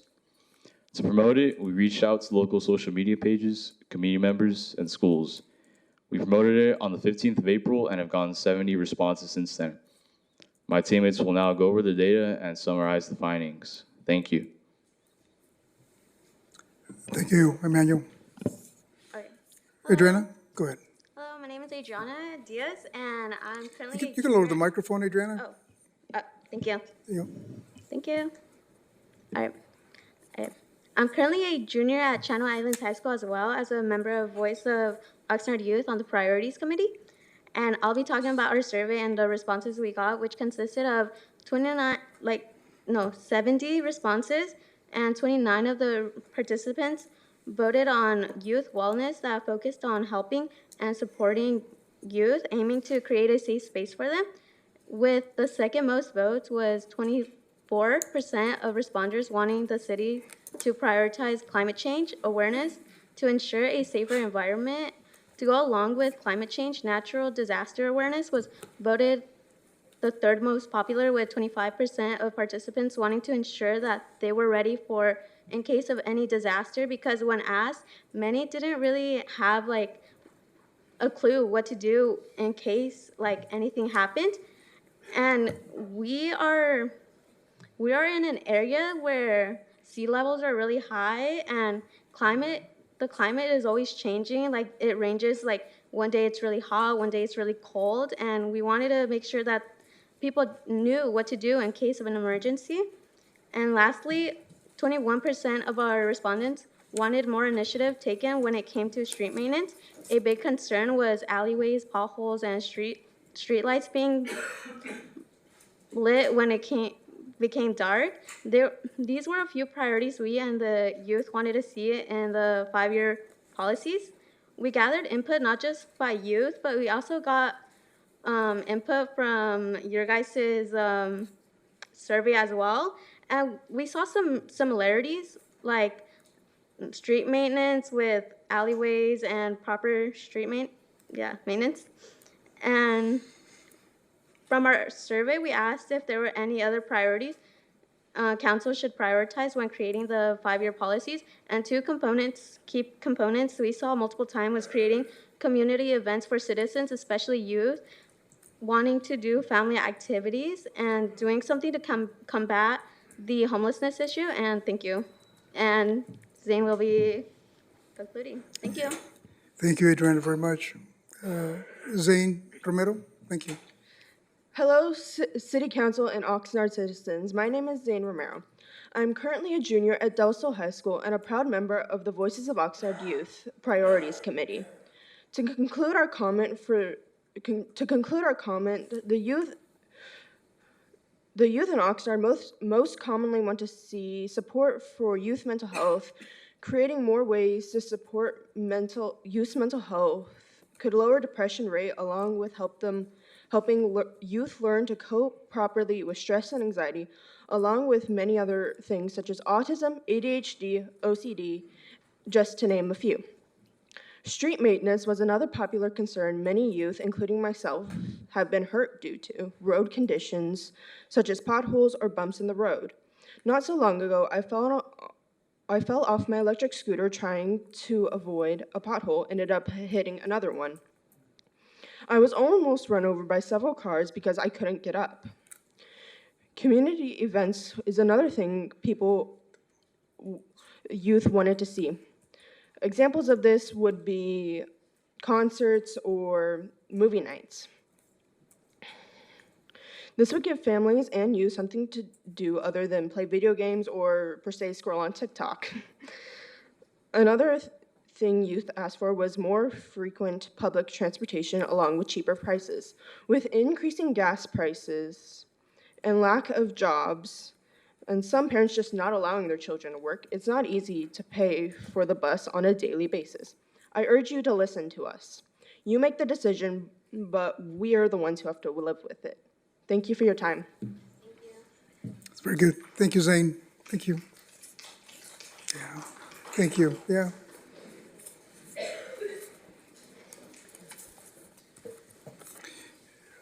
Ray Blatel.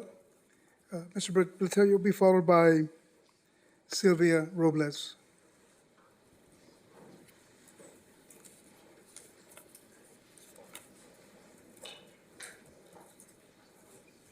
Mayor, Sylvia donated her time to me. Is that okay?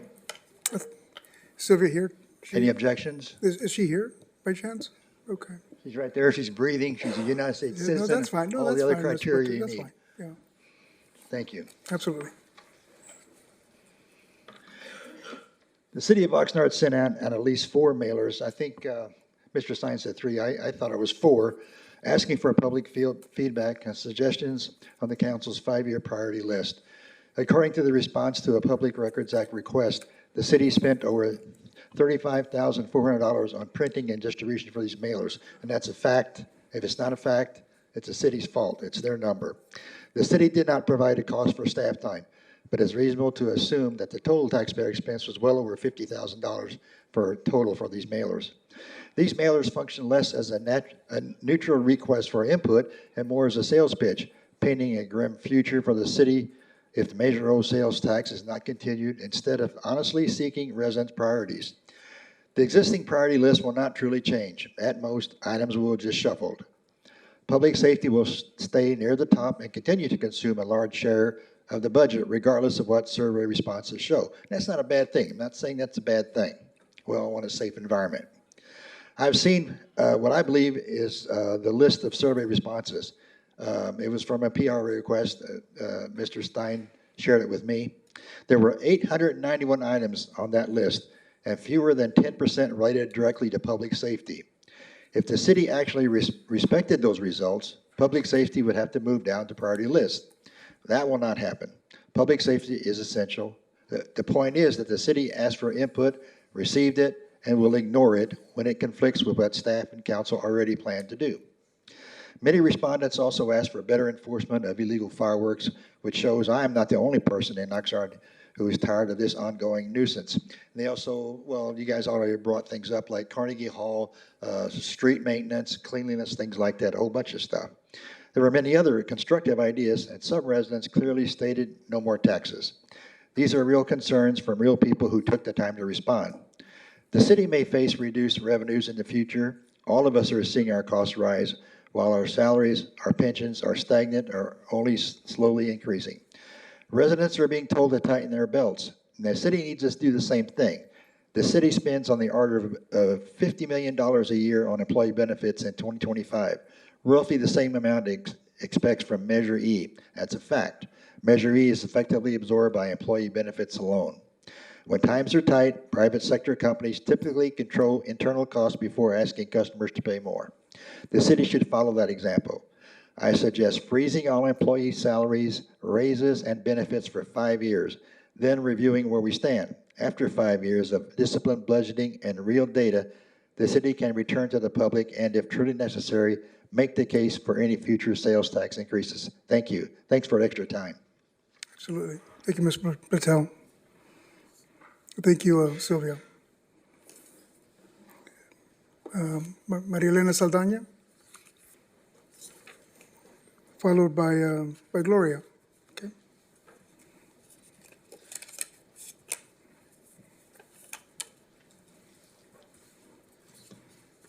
Good evening, Mayor MacArthur and respective board members. During the initial presentation, Mr. Nguyen, thank you for how this meeting was to be run, what to say, or excuse me, what to expect, what not to expect.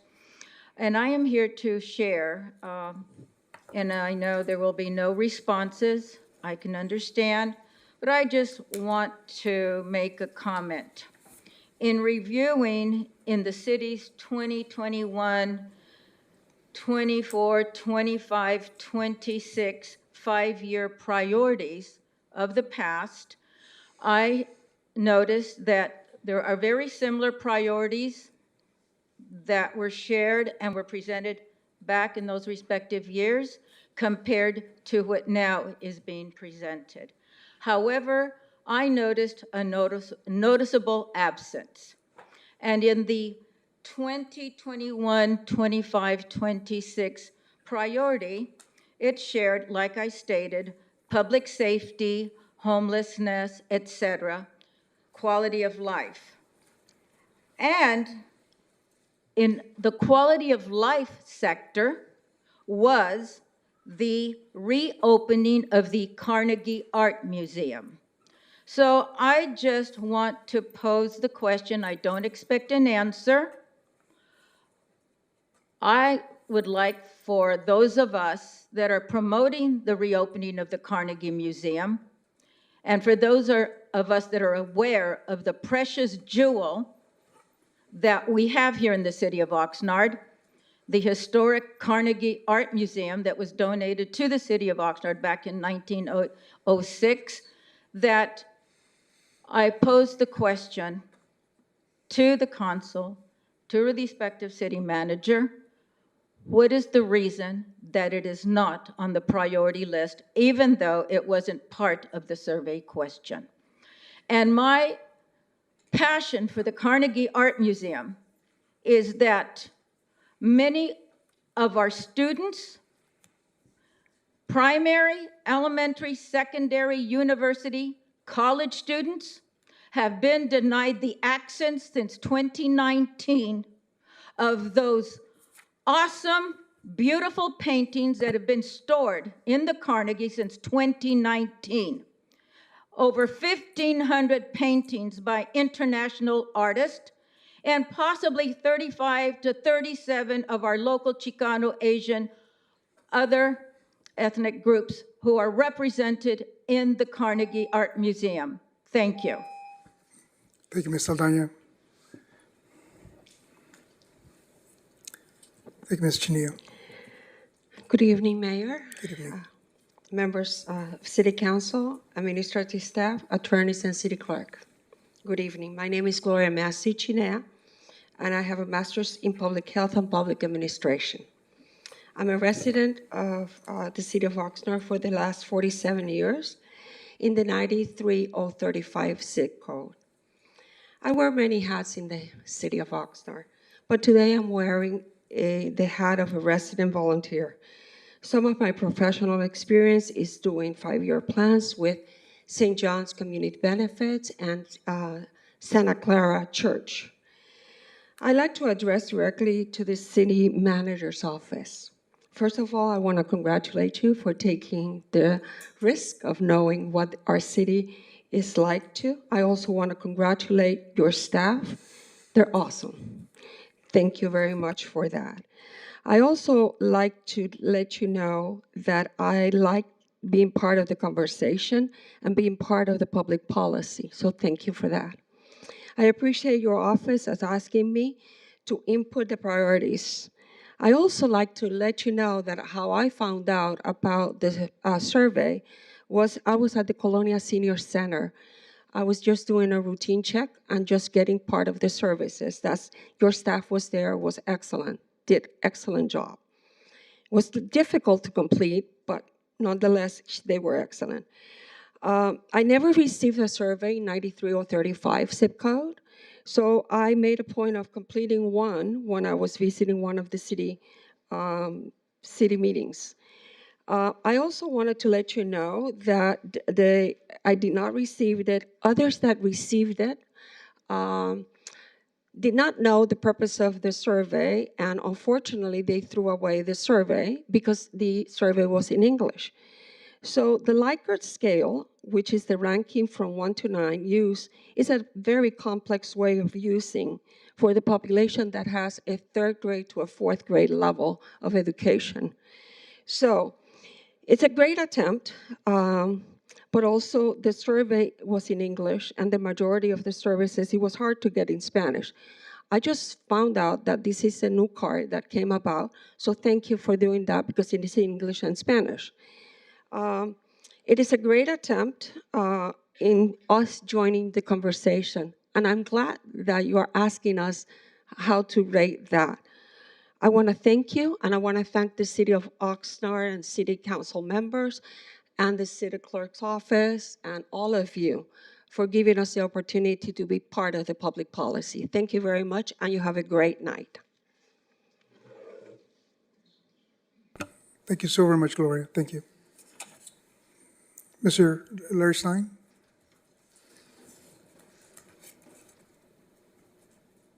You're always scaring us here, Mr. Stein. And then, Sarah, you'll follow Mr. Stein, okay? Good evening, Mr. Mayor, Good evening. members of City Council, staff, audience, and the general public. The concern I have is the fact that you're supposed to set priorities.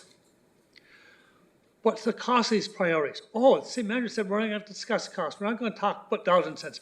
But how can you justify a given project or a given approach if you don't know what it's going to cost you? I don't know. I'd have to know what it costs before I rate priorities. Is this going to cost me $5? Is this going to cost me $10 million? How much money do we have to spend on the budget? That was never disclosed. So we must have no ceiling on the budget. We just can spend all we can because there's no priorities on the budgets because we can spend all we want to spend. What's reality? How much money can we spend? Because that should be the number one question. How much money can we spend? Now, I went through 40 pages of questionnaires or responses to questionnaires the other day. 40 pages. The number one concern was traffic and streets. I know that our neighborhood has not been resurfaced or dealt with in 30 years. I'm sure I'm not the only neighborhood that had this problem. But streets were the number one concern. The number two concern was homelessness. What are we doing to address homelessness? And there's no easy solution. But what did we hear about 2 weeks ago? The city wanted to do with the Homeless Commission. I mean, it's a number two concern from the survey I saw. We want to do with Homelessness Commission to help resolve the issues because there's not one solution for homelessness, from my understanding. I'm just a humble bookkeeper. I don't know too many things, but I just only see what I can see and read what I read. And we do have more than one homeless person in the city, from my understanding. We might even have 3 or 4 homeless people in the city. I don't know. But the problem is in this budget, promises were made by prior council members. We're supposed to build a bridge to our happiness, building a pool. Now, the city council approved a $13 million pool, and the state gave us $5 million. And the city manager then spent $5 million on consulting fees, and ending with this plan for a $65 million pool, but no money but a $65 million pool. When we had the money, but a $15 million pool. I've talked about the fire station numerous times. Fire Station 9 at East Village, West Village in the Northeast Community School. Money was given to build that fire station, but the city spent that money somewhere else. How many meetings have we had on Sports Park? I've been to at least 5 meetings on Sports Park. And how many park master plans have we had? We have many park master plans. But the city's not spending any money on park master plans. where's the money going? Because we don't know how the city manager is spending the money. Thank you, Mr. Stein. Sarah Wilczewski, thank you. Followed by Alicia Purcell. Good evening, Mayor, City Council, City staff. My name is Sarah Wilczewski, and I'm here to talk about 3 items that I noticed on the priorities. The first is a small asterisk including a modest and incremental implementation of security cameras. I hope this is done with transparency and the privacy of the data collected in mind, especially after the breaches in Flock that were discovered this year. The second is, I noticed there's nothing on addressing climate change. That's going to be one of the #1 issues coming up in the next few years, and it has been an issue for a long time. I think we need to prioritize addressing climate issues. And finally, the safety of our immigrant neighbors. ICE has been terrorizing South Oxnard this week, especially every day, every morning this week. And we need to continue to stand up for our immigrant neighbors and continue to make sure that they are safe in our community. While the news cycle may move on, this will not be an issue that goes away in the next year or 2. This will be an ongoing issue, and I encourage you guys to make it a priority. Thank you. Thank you, Sarah. Ms. Purcell, followed by Angela Wycombe.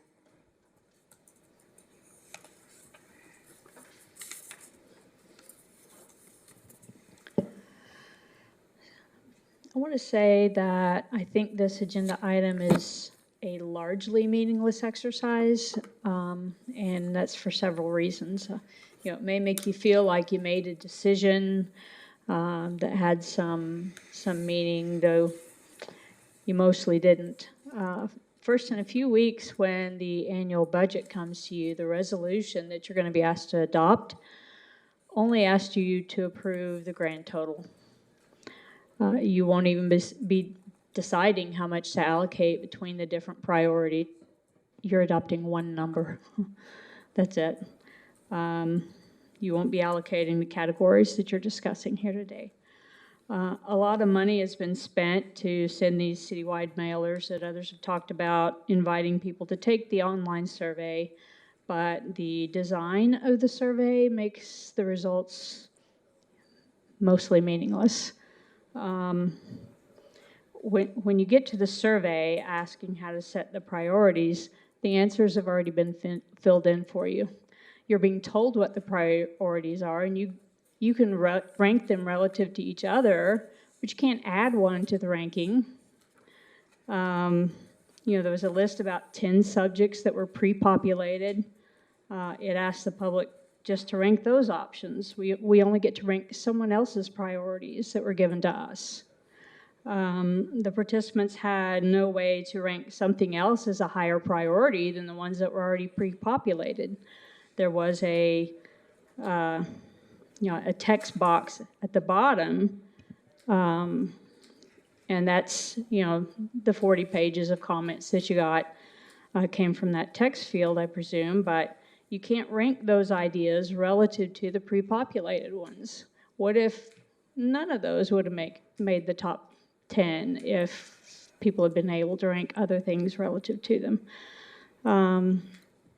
So when you look at slide 57 and 56, you have no way to merge those together. There's no way to say, well, would any of these on 56 outrank the ones on 57 or vice versa? You don't know, because you couldn't do that. There wasn't an option on the survey. And none of these rankings of broad categories are really as meaningful as a listing of specific projects and specific costs. That would be more meaningful. rather than just, I like paving streets. No dollar amount attached. So just keep that in mind, that there are limitations to the usefulness of the data from this survey. Thank you, Ms. Parcell. Ms. Wycombe? And then we have one speaker after that, and that may conclude our speaker list. Abel Magana, unless we have some waiting online. Go ahead, Ms. Wycombe. Good evening, everybody. Thank you for hearing me out. I'm going to kind of focus on parks and art. And I'm going to say this, that it's a priority of mine, and it fits into a lot of categories. The parks, and it helps with mental health issues. It provides a place of refuge for our population, exercise, and they need to be clean, safe, and the bathrooms need to be open. And to do that, we need to get rid of our old bathrooms that are not safe and do something like a Portland Loo where they are clean, safe, and easily maintained and they cost a lot less than what we currently have or building something from the ground up. I would really like us to focus on the arts. It's also good for our mental health in all ages. Everybody needs an outlet for creativity. It helps us when we're going through trying times, and it helps inspire us to be better human beings. So I would really like you to focus on the art. You're going to hear this from me every single time. Please open up the Carnegie, please, please, please, in any way you can find possible, and get that art that we have out into the public. Make that a priority in any way you possibly can. The pagoda is big for me. You know, these things are on our cities. It's everything that we brag about. We brag about our beaches. We brag about our downtown. Well, we need to make sure those places are welcoming to our environment. I also would really like to have lifeguards on our beaches. We have very, very dangerous waters with the undertow, and the city of Oxnard does not have lifeguards. So with climate change, I don't know what that's going to do with I'm not a climate scientist. I don't know exactly how the currents are going to change and what that's going to do, if it's going to make it better or worse, but it's definitely something to look into. But we need to plan for the future, and empty lots should be filled with community gardens that are clean and safe, and we need to plant more trees and parks so that our play structures are in shade. You could spend a lot of money on a play structure with a shade cloth thing, or you could just plant a couple trees and give the kids something beautiful to look at, bring down their anxiety levels, help the birds, help the bees, just all of the above. Just plan smart. When you're when you're repaving the roads, plan an area for bicycles. With e-bikes becoming more and more prevalent, and it's going to become more dangerous. So we need to have a policy around that. We need to have safe spaces. Oxnard is flat, and it has perfect weather. Bicycles should be the way we get around town. Thank you. Thank you, Angela. Mr. Abel Magana?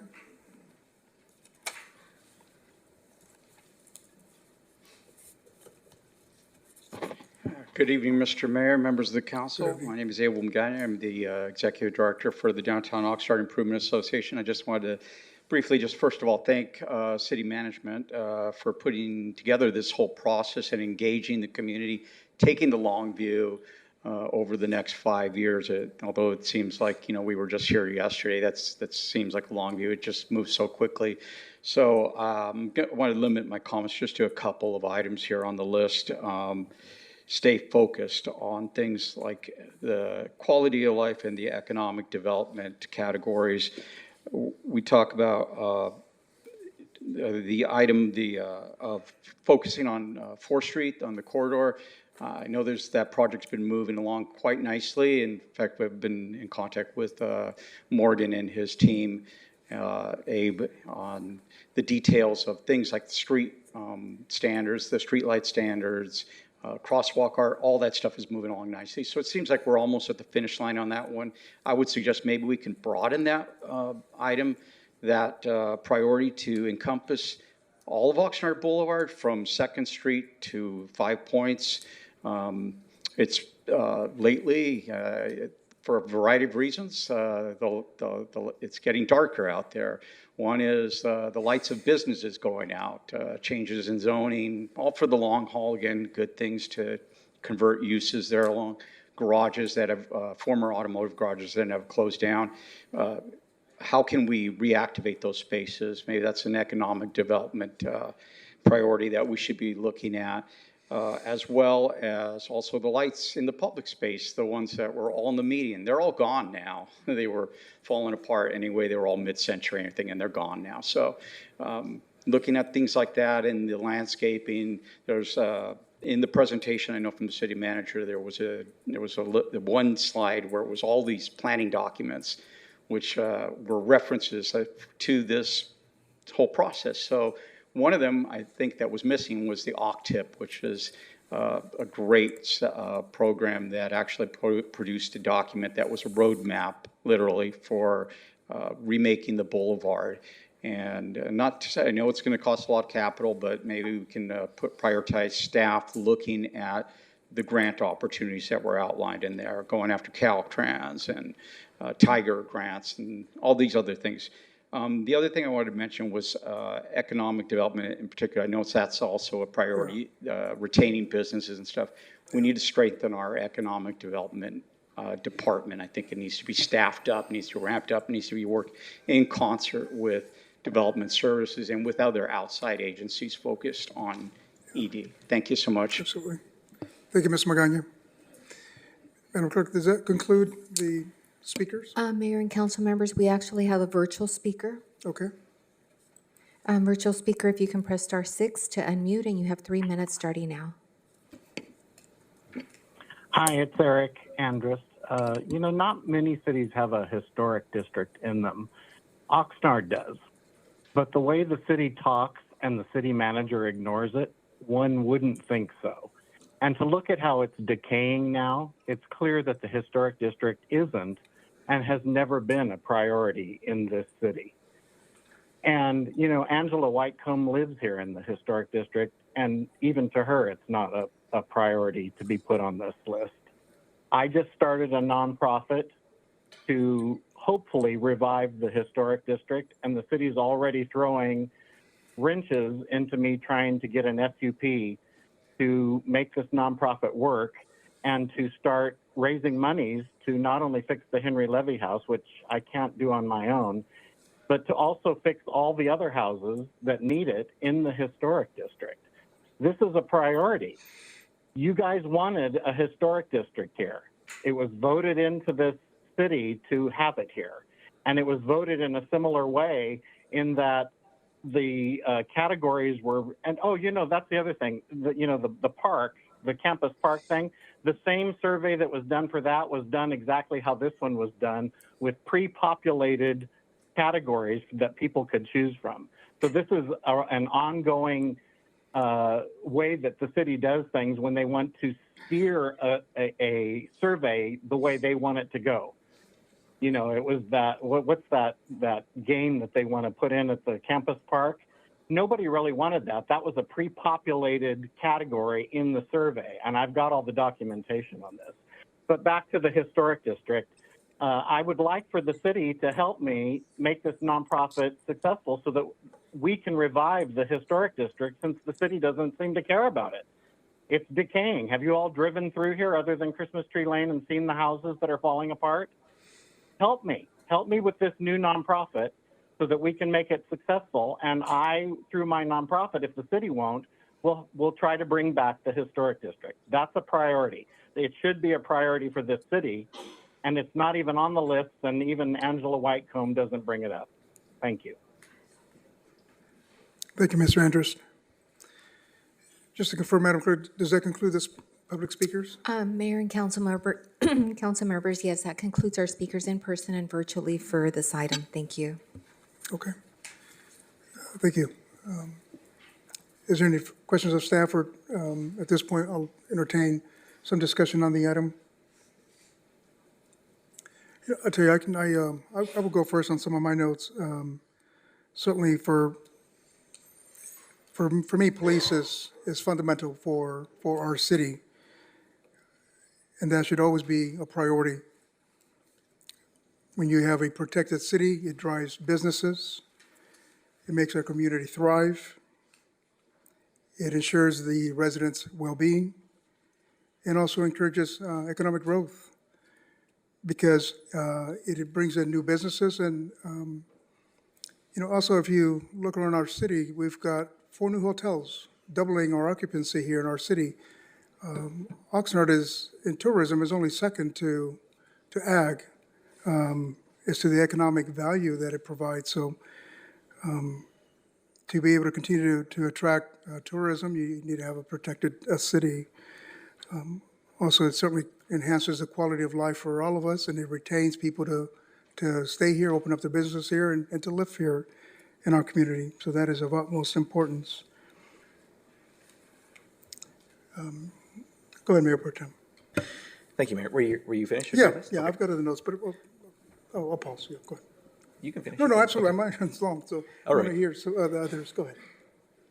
Well, thank you for that. I have a couple of areas just based on the staff report, based on the survey results, and certainly on the comments we had here this evening. And a lot of my notes tend to have items that overlap between areas. So I'll just start with public safety, which these items I'm going to bring up overlap with quality of life. And actually, let me just preface by saying what was mentioned in the staff report and in the pre-recorded presentation for staff recommendations, they make sense to me as a good baseline. I don't see anything there that we shouldn't have. And I also would like to point out that the completion of the NAGPRA process and compliance with that for the Carnegie is in there, which would ultimately lead to the reopening of it once we get through that process. So that is there, at least as a basis. But going back to my list here, so public safety and quality of life, I see that we have disaster preparedness on there in the public safety section. And I see there being a absolute nexus between disaster preparedness and climate change, and our ability as a city to not only be resilient as an entity, but also encourage and support our residents to be so as well. Because if and when the time comes that there's a large natural disaster or there's something that requires them to be self-sufficient, I think we need to continue down this road that we've been on in helping them understand the importance of that and how to get there themselves. And when we look at climate change, I anticipate that there will be additional swings in weather, and the 1,000-year storm that the city manager mentioned. Well, what are the odds of getting 2 of those within a decade of each other? Probably a lot more than it would have been the previous 1,000 years. And we can't pretend that's not going to happen. We can't roll the dice and hope that it doesn't within our lifetimes, because we saw what happened with the previous one, and that was something that our infrastructure just was not able to absorb, but more so the people who were affected by that. How were they prepared? What could they have done? And what could we have done as a city? What could we have done as neighbors to help each other be prepared for this? So I think there are lessons learned in that and how we can be better the next time something like this rolls around. And again, that's a storm as an example. There was a tornado warning that same evening. So I'm just throwing these things out here. This is not me wearing a tinfoil hat or being a climate Scientologist. I like that one, Ms. Whitecomb. So this is just speaking from observations of what we're seeing and what actual data is showing about climate change. So I see that part. With public safety as well, and also overlapping with quality of life, it was brought up about parks, and the quality of life and the public safety nexus here is in the experience that people have when they visit our parks. And there's certainly a hygiene part to that when it comes to our restrooms. I think we need to stay the course in what we're doing in replacing or renovating restrooms that we have, and looking at what are some other alternatives we can do for restrooms that are going to be a lighter lift on staff, but not so much the Exelu, fancy, I shouldn't say fancy, but the strategy we've used with them and the offerings they have in those facilities and everything in between. But that's that part of it. But also for quality of life, in a previous parks manager, when I asked him, what is something you think that would have the most impact on our parks? And the statement was a park ranger program. And I'm just throwing this out here to this group because while it may seem like an investment, another layer of public safety, similar to our code compliance people, that falls under public safety as well, and we have a separate track for that. We have our animal safety, we have our TSAs, our traffic safety assistants. I think a park ranger program could be something we bring in that would take off of our police officers the need to respond to things that happen in parks that need to be addressed in a reasonable, timely manner. But more so, it takes it off our park staff. Our park staff shouldn't be charged with enforcing rules or things that are happening when they're there for a maintenance role or to be able to fix the irrigation or the bleachers or whatever the case is there. They shouldn't be charged with behavioral issues that are in the parks. And so I think that's a piece we have there. Then for quality of life and economic development, I appreciate the comments that were made by Ms. Wilczewski. And I'm trying to think, how can we address this? And I'll just throw it out to the council if they'd like to have further discussion. But for our immigrant populations, I also think about the many vulnerable populations we have in the city of Oxnard who are affected by not just current federal actions, but also past decisions in how this city or how this county was going to fund services for them, not just infrastructure, but behavioral health services, mental health services, how this city has to play catch up in some areas of town where we had a number of areas of deferred maintenance. But beyond that, for helping folks who are in these populations, this is the overlap of economic development and quality of life. I think we need to stay the course with finding services and partnerships in the community to offer job training, job skills building, and the ability for them to level up their employment. That's what's truly going to get these folks into the next level and help the next generation that comes after them. And my last area here, Mayor, is regarding infrastructure, and this is overlapping infrastructure and quality of life. And number one is brought up about the lighting. I think I applaud the mayor for his direct efforts as well as this council to improve the beauty of our city during the day. Our city should also look beautiful and be safe at night. And lighting is something that it seems like that is a simple item, a low-hanging fruit that we can do in the places that need it most, where we can improve not only the aesthetics, but also the feeling of safety within those areas. The last part of this infrastructure and quality of life, though, is around biking infrastructure. And I'm hoping that my colleagues up here can think three-dimensionally with me on this. I heard it brought up by at least one speaker, by Ms. Whitecomb. I believe that we are at a place right now as a community and also as a society where technology and personal transportation, like with e-bikes and e-scooters, this is something that is going to change the way that people get around in local communities.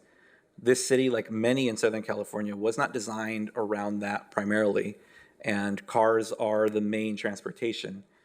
But that is shifting, and with that shift, I believe we are at an opportune time here as a community to see how do we make it safer and more inviting for people to choose that mode of transportation who have that choice. Because as I say, every time we talk about this, there are plenty of residents, a significant number, who do not have that choice. They have to transport themselves by bike to go to work, to go to appointments, to go to school. And we owe it to them as a council and as a city that they can do it safely. So I'm hoping one thing that we can add to this, we can entertain adding to this priorities list is around biking infrastructure. And when we look at repaving of roads or redesign or what we're doing, right now we currently have Class 2 and Class 3 bike facilities, which are essentially painted lines for a Class 2, and a Class 3 is a shared road. If you see a share road where like on C Street, there are portions where the bikes share the lane with the cars traveling in the same direction.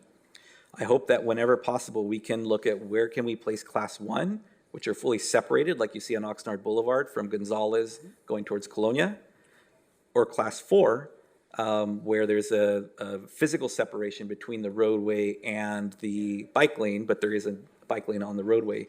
An example of this, which is a legacy one, is along northbound Ventura Road between 5th Street and 7th Street, if you want to see what that looks like. But it's literally only those few blocks.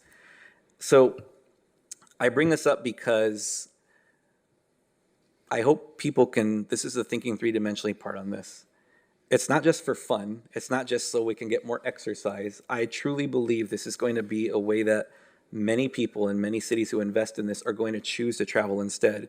Every person on a bike, every person on a scooter, every person who chooses to walk is one less car with a single occupant in that vehicle taking up space in our lanes. And by that, we can reduce traffic if we encourage it to happen. So I hope you all think that one through, and we can entertain a discussion about adding something like that to the priorities list. Because as Mr. Stein mentioned, one of the largest things I saw in a trend, there was a concern for traffic and about streets and about safety.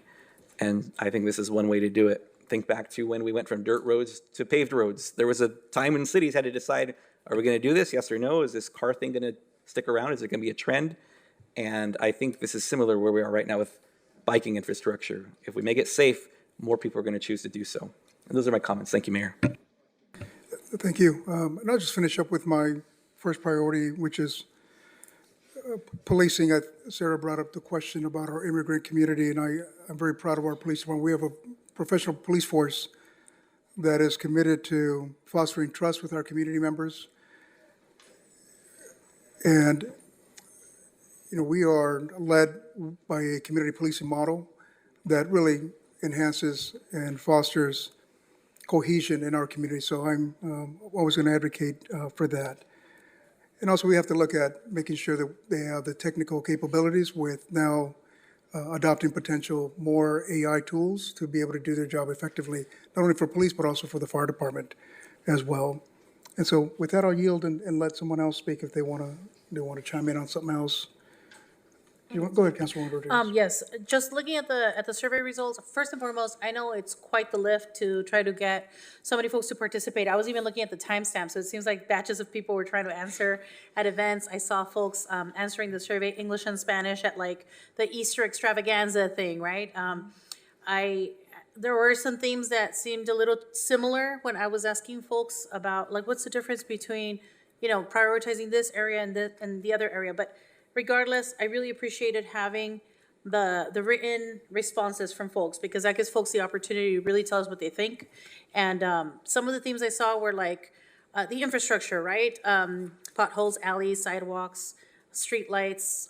That seems like low-hanging fruit to me that should not ever not be a priority. That's a double negative. Should always be a priority to us.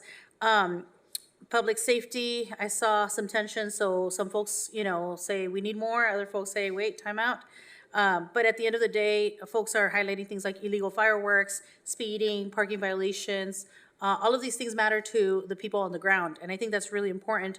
Homelessness was brought up. I was really proud to see the work that has happened to get us to where we are at the grand opening yesterday at Casa del Carmen and Casa Aliento. So those are all creative ways of stepping back and thinking outside the box. When I look at the 5-year priorities, I'm reading the bigger picture, and it seems to me like we're tightening our belt. We are concerned. There are budget cuts, state, federal. There are changes happening to what we see in the horizon. I also see another trend with parks, youth, recreation, arts.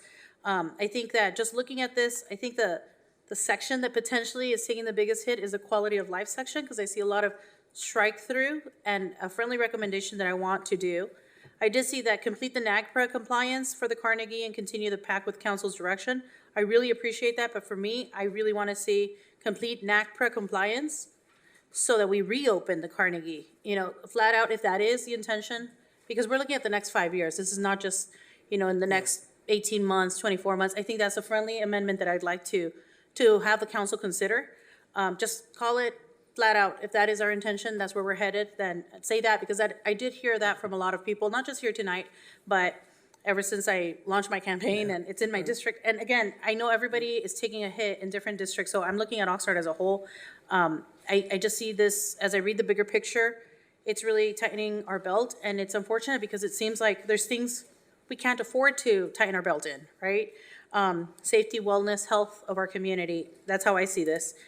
Just hearing the feedback from Mayor Pro Tem when he's talking about the bike safety, I'm looking at infrastructure and natural resources, bullet point 4, when they're talking about continue to repair alleys. And again, I know is not talking apples and bananas, and expand bike safety. Maybe that could be us planting that seed for, the next 10 years, the next 20 years, because it's not a light switch. And just looking at the bigger picture as a whole, I'm really proud of like the status of things that we've completed. And look, we've been able to replenish the city's financial reserves or invest in staff training and development. All of these things really matter to the bigger picture.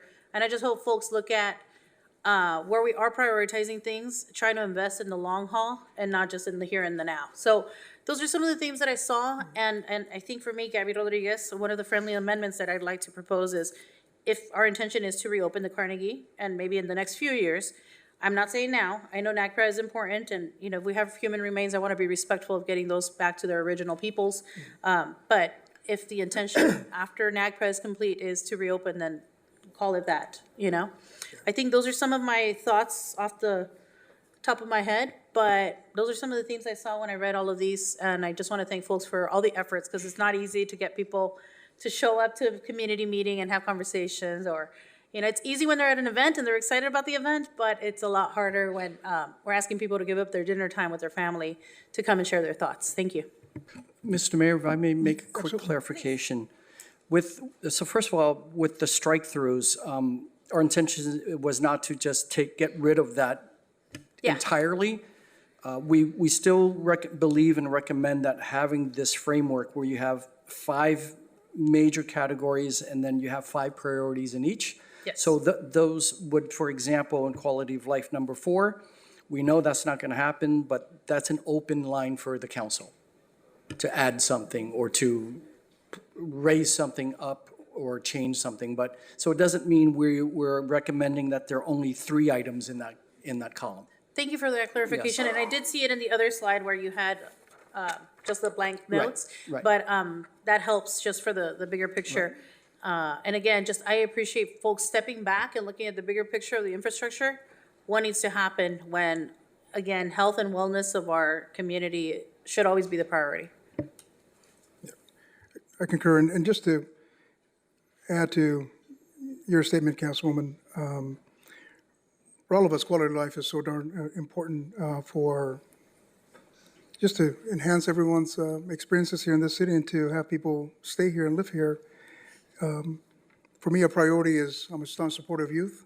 And so for me, it's critically important to make sure that we have our parks nicely maintained. As you know, I'm meeting with various community groups, going to various neighborhood councils, and pushing to change our policy to be able to install lights in parks so that those parks, especially after it gets dark at 5 o'clock when we do the time change, that as opposed to individual youth groups and others going out there taking their charged lights or generators, et cetera, because it's still illegal to do just that, is to be able to change that policy so that youth groups, our elder members of our community are able to just walk around the park or just utilize it, right? That's what we want parks to be accessible. So I think that's a very antiquated policy we have in place. But along those lines, we have to make sure that the fields are properly maintained. As I mentioned earlier, and Councilman Basua mentioned that we've got a semi-pro team as well that's going to be utilizing Del Sol Park. So I'd like to see Del Sol Park be given a priority as well so that we can continue to enhance that park because I think we're losing out. There's, as I stated, Oxnard is the hub of soccer here. We saw Del Sol High School, for example, only 3 years, made up of mostly a freshman team, and just how they dominated, went all the way to CIF and state. But with that, as you see a number of tournaments happening, but Oxnard is unable to host some of these tournaments because we don't have the space or facilities for it. So they go to Kimball or others.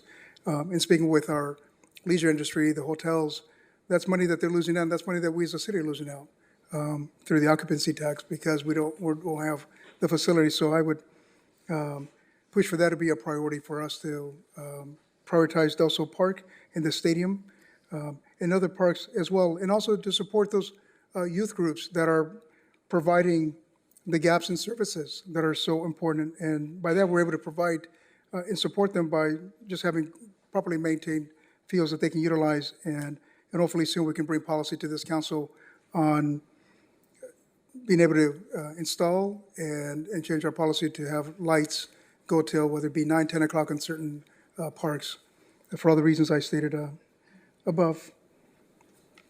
And also for me, it's important to support Councilwoman Perez's, what she's indicated. I think more and more we're seeing a significant difference between the south end and the north end of our city. And I think it's critically important for us to continue to invest in the south end, whether it be to prioritize certain paving projects,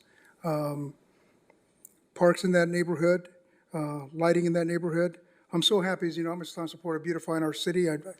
What we're doing at the police station, what we're doing here at the library, right here at City Hall. At committee this past Tuesday, we approved the maintenance of our trees. So now we'll have the trees properly maintained. If you go down, up and down all the principal streets in our city, you'll see beautiful canopies, properly maintained palms. And others, you know, I'm personally making phone calls to a lot of commercial districts, asking them themselves, the private managers and owners to do what we're doing, and you're seeing a response to that, right? If you go down and you see St. John's Hospital, for example, they've hired an arborist to make sure that they trim their trees and their palms. Sam's Club, Costco, the Auto Center, Smart and Final, they're responding to our efforts, and I think collaboratively, we're making this city beautiful, which is so important. I think, Angela, you mentioned all the health benefits, but not just that, it just shows pride in our city.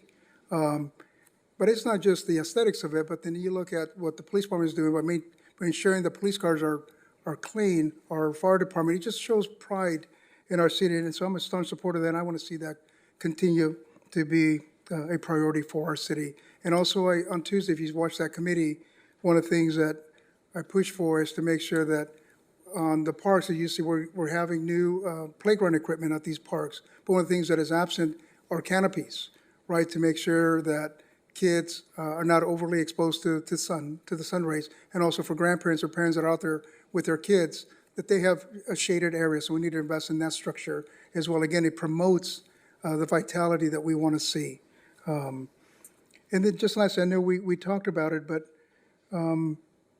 we want to make sure that we support our community development department so that we are as efficient as we can be to make our business community successful, whether it be through being efficient in our permitting process. And so I'm committed to do what we have to do to make sure that that department is supported so that we in turn can support our business community, so the permits are facilitated as efficient as possible. Thank you. Go ahead, Mayor Pro Tem. I had just one addition, but if someone else wants to speak, I can save it unless everybody's okay with that without objection. I can, okay. I want to thank Councilwoman Rodriguez for her suggestion on the Carnegie. I made a note. I absolutely back that as well. We can just clearly state, let me go back to it, clearly states complete NAGPRA compliance at the Carnegie and reopen the Carnegie, or to open the, yes. So I'm absolutely fine and actually support clearly stating that that is the intention, which it is.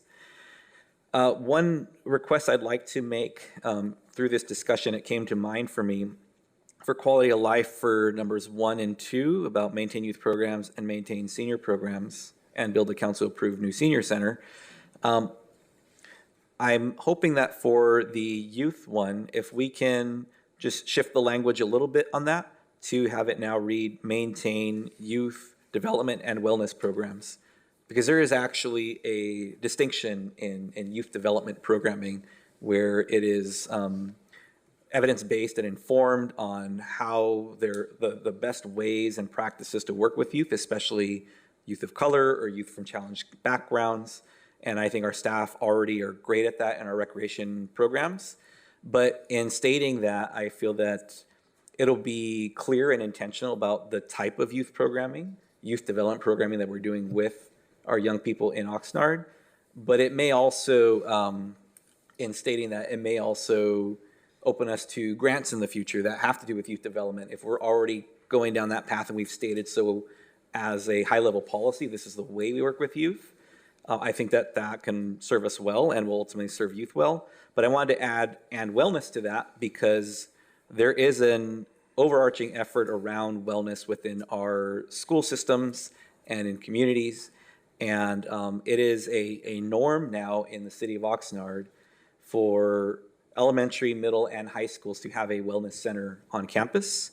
And this is a center where they know they can go as a resource if they're having challenging times, they are struggling with something, or if they just need to be somewhere where there's a lower level of anxiety or someone to talk to about their anxiety or depression or things that are happening. And this is normalizing for these young people accepting feelings, coping with feelings, processing feelings, and talking to people about that rather than bottling it up, as may have been the experience of many of my colleagues here growing up in Oxnard when there are many challenges that you face as a young person in this city. So anyways, maintain youth development and wellness programs with a wellness component being built into what it is we do intentionally. And for seniors, same thing, senior wellness programs. I think we do a lot of great stuff, but adding the wellness there will make it clear and intentional that our work we're doing with seniors, even socializing, there's a wellness component to that. The physical activity, there's a absolutely physical wellness component to that.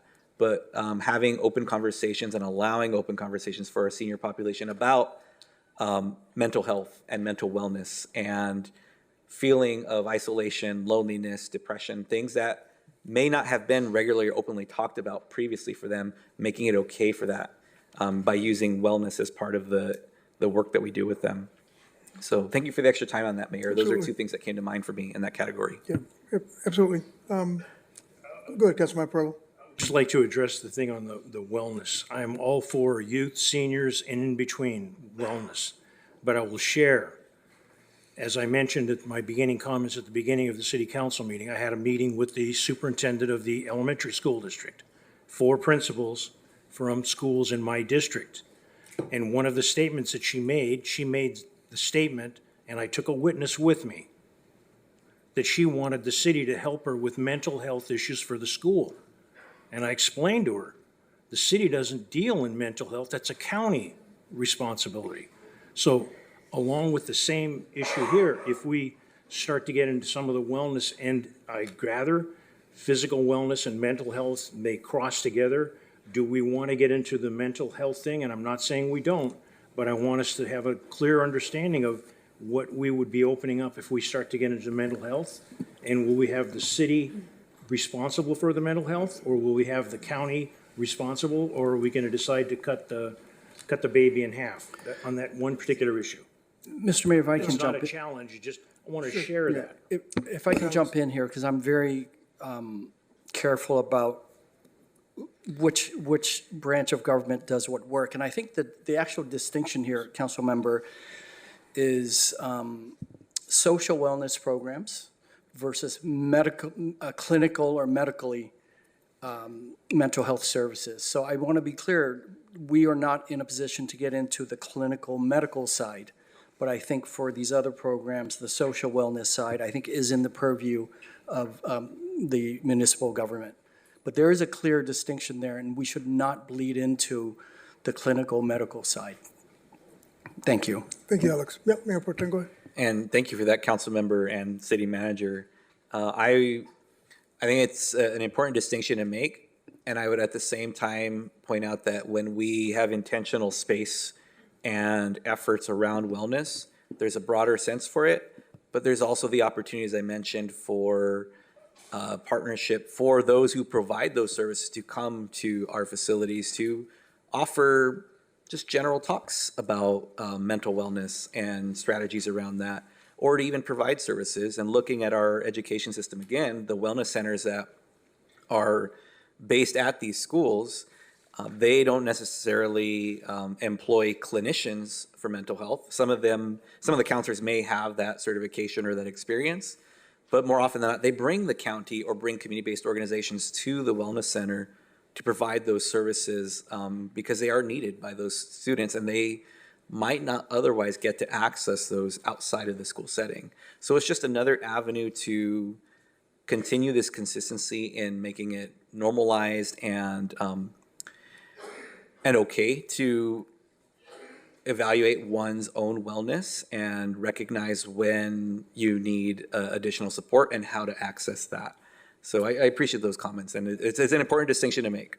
And if I can add one more thing, there are models in other communities, for example, where the county will send their clinical workers or their social workers to the local jurisdiction's library as a form of expanding their service area. So there are models out there. So if this is a priority, one of the things we would do is to prioritize pursuing those partnerships and those models in addition. Thank you. Thank you, Alex.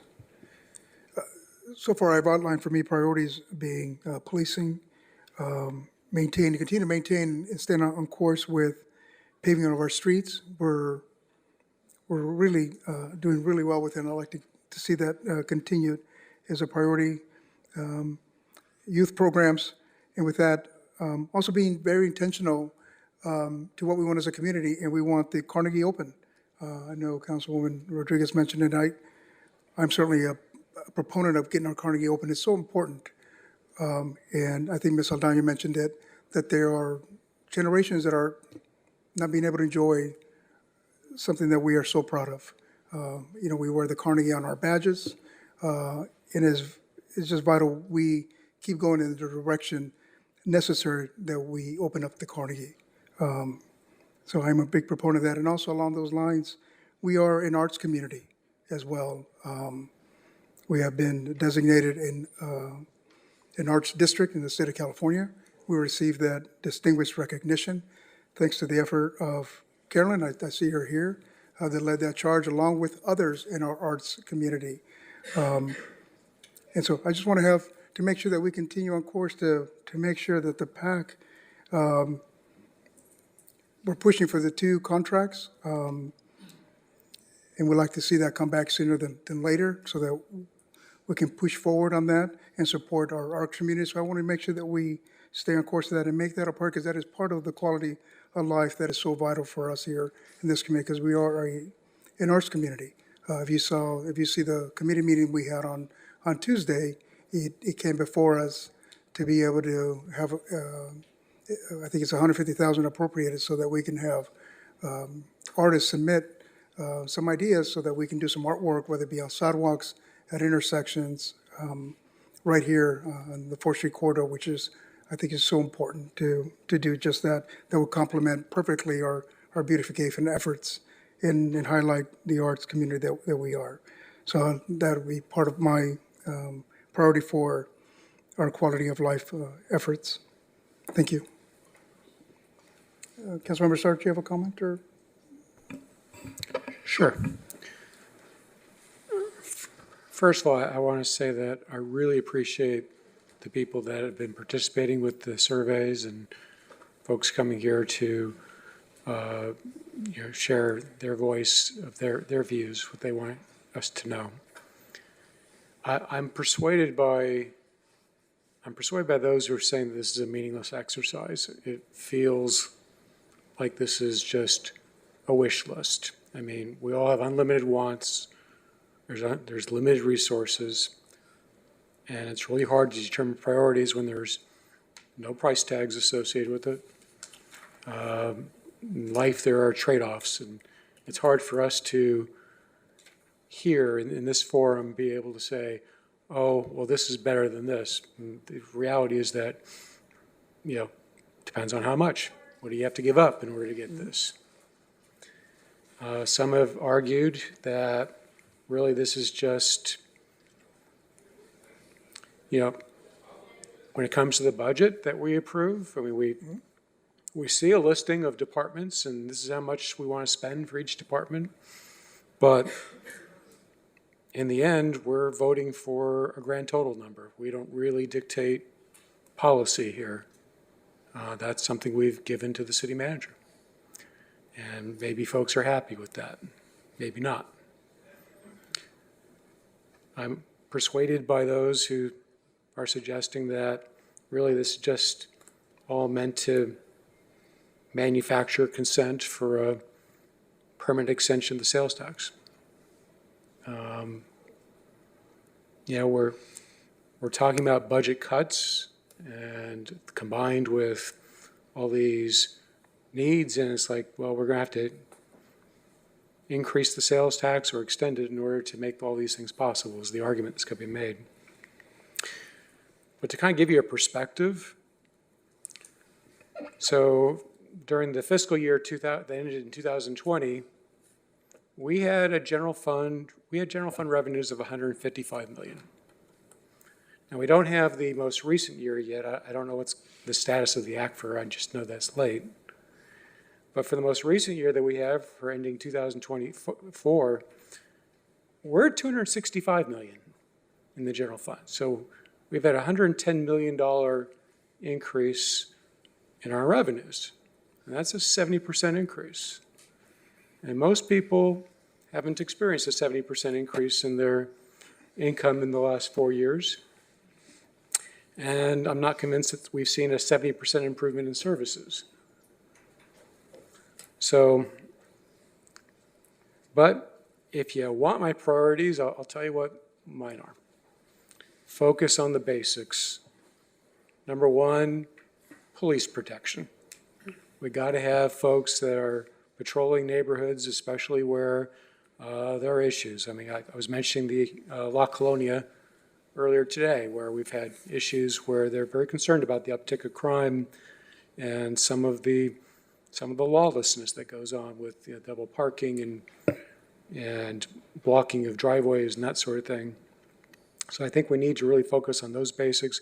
We need to focus on the maintenance of existing infrastructure, because sometimes we talk about, let's build this new and exciting thing, but then we neglect to maintain what we already have. I think of, for example, the pool that we have in La Colonia right now. I'd much rather fix that than get a brand new pool somewhere else that we're not going to maintain either. I think my last priority would be that attracting more business to the city. We have a horrible reputation, deserved, I think, for making it difficult for folks to open up a business here, and that's denying people employment opportunities. It's denying businesses the opportunity to expand and make our communities better. And it's what's going to help us expand the tax base in order to pay for all these other wishes and wants that we have in the end. So I would take care of those first. And once we can resolve those, then let's talk about all the other wonderful things we want to do. But right now, I'm just looking at it from the totals, and I got to wonder where, with an extra $110 million in revenues coming in each year versus a few years ago, I don't know. I think I'm more inclined to give people tax relief at this point, because even with a $20 million decrease, let's say, if Measure O weren't extended, we're still well above where we were even a few years ago because of Measure E. So, Mayor, those are my thoughts. Appreciate it. And I appreciate that others may likely disagree. Yeah, I appreciate that. I think, the point of tonight's meeting is trying to establish a starting point. And then through the budget process, we certainly can assert what we consider to be the most important based on the money we allocate for those priorities. Any other discussion or comments? Yes, Mr. Perla, go ahead. Yes, thank you very much. And as I've already said, I appreciate everybody that's taken an opportunity to have their input here. On The 5 items, public safety. Public safety is number 1, not because there's an opportunity, bluntly, because I believe that I've heard some things on the last speaker that sound like political campaign. Public safety is number 1, not because I can get an endorsement from a fireman or a policeman, but public safety is number 1 so that when I go home, I have a chance of making it home and that my home is still there. The same for every resident in the city of Oxnard. Public safety and the things that public safety has done for our community with respect to the combination with public works, streets, the ability to get from point A to point B, the response times, the inclusion of the paramedic issue, the drone issue, the things that public safety is doing, I don't believe are budget busters more than they are trying to get a better deal for the residents of Oxnard with the funds that we have. If there was something to push for that public safety I would do, it would be more red light cameras. I am retired, so I have more time to drive through the city of Oxnard during the day than maybe my fellow council members. But I can tell you there isn't a day that goes by that I don't see a red light or a stop sign blown. And I'm not saying that there should be a cop at every corner so we can get them. But if there was a way to improve that, it would be beneficial. The public safety issue with the bicycles. I shared with Mayor Pro Tem the issue of a 13-year-old kid that was hit by a train. He's on an electric scooter. Could have been an electric bicycle. I believe it was a scooter. The issue of getting more individuals on bicycles and scooters to get from point A to point B because of the economics or the way society is going to be, if that's what will happen, it will create its own life and it will create its own thing. But we need somebody in public safety to get the guys that are going through stoplights and red lights the same as they would with a car. The issue with the restrooms, it was mentioned about restrooms. I'm in support of having first-class restrooms. I'm in support of having restrooms that are not vandalized as soon as they're opened up. I'm also in support of when we make obligations to people that are going to rent sports fields, Southwest Park, for those of you that don't know that that's what it's called, the park by the airport on 5th Street, when we have hundreds of people there and there's not one toilet. There's supposed to be toilets presented by the people that are running these fields and running these obligations. I know that the mayor and I have talked about that, and we're, trying to make sure that that happens, but I represent the neighborhood called Sierra. I've had a lady complain that the people, when they have to relieve themselves, go in the bushes by her home. She's not too much concerned about what she sees, she's concerned about what she smells. We can't have that in the city. And it's not just in that park. If there are restrooms, they've got to be maintained. And if they're maintained, enough said on the restrooms. On the lighting, the improving the quality of life. The lighting mentions have been made about the improvements of light. I wholeheartedly agree. Someone can check my record. I do a lot of 311s on the street lights. And to the credit of the public works staff and the management staff, it turns out the lights are not all owned by the city of Oxnard. It takes an act of God to get Edison to take care of the lights that they own. I had a meeting today with the developer on a project, and that meeting, the individual had to say that he had to get political clout to get Edison to move on a project. It's almost as if we have to get political clout to get Edison to fix the lights. On Vineyard Avenue, the fire station in front of the Vineyard Avenue, there were 4 lights that were out for months. They were Edison lights. I don't know what it takes to make Edison get on the dime. In my opinion, I'm sharing this with everything that Edison's got going about the responsibilities for fires and down south. I would think that they'd be very inclined to step up, but they haven't. The infrastructure and natural resources, the street paving. The street paving is a big deal in life. I appreciate that that's in there. But if anyone takes the opportunity, and again, we don't have Measure M and we can't show this, and they look at page 70 of the staff report, and they take a look at all the items that are redlined. Those are bondable items that we could have been doing more.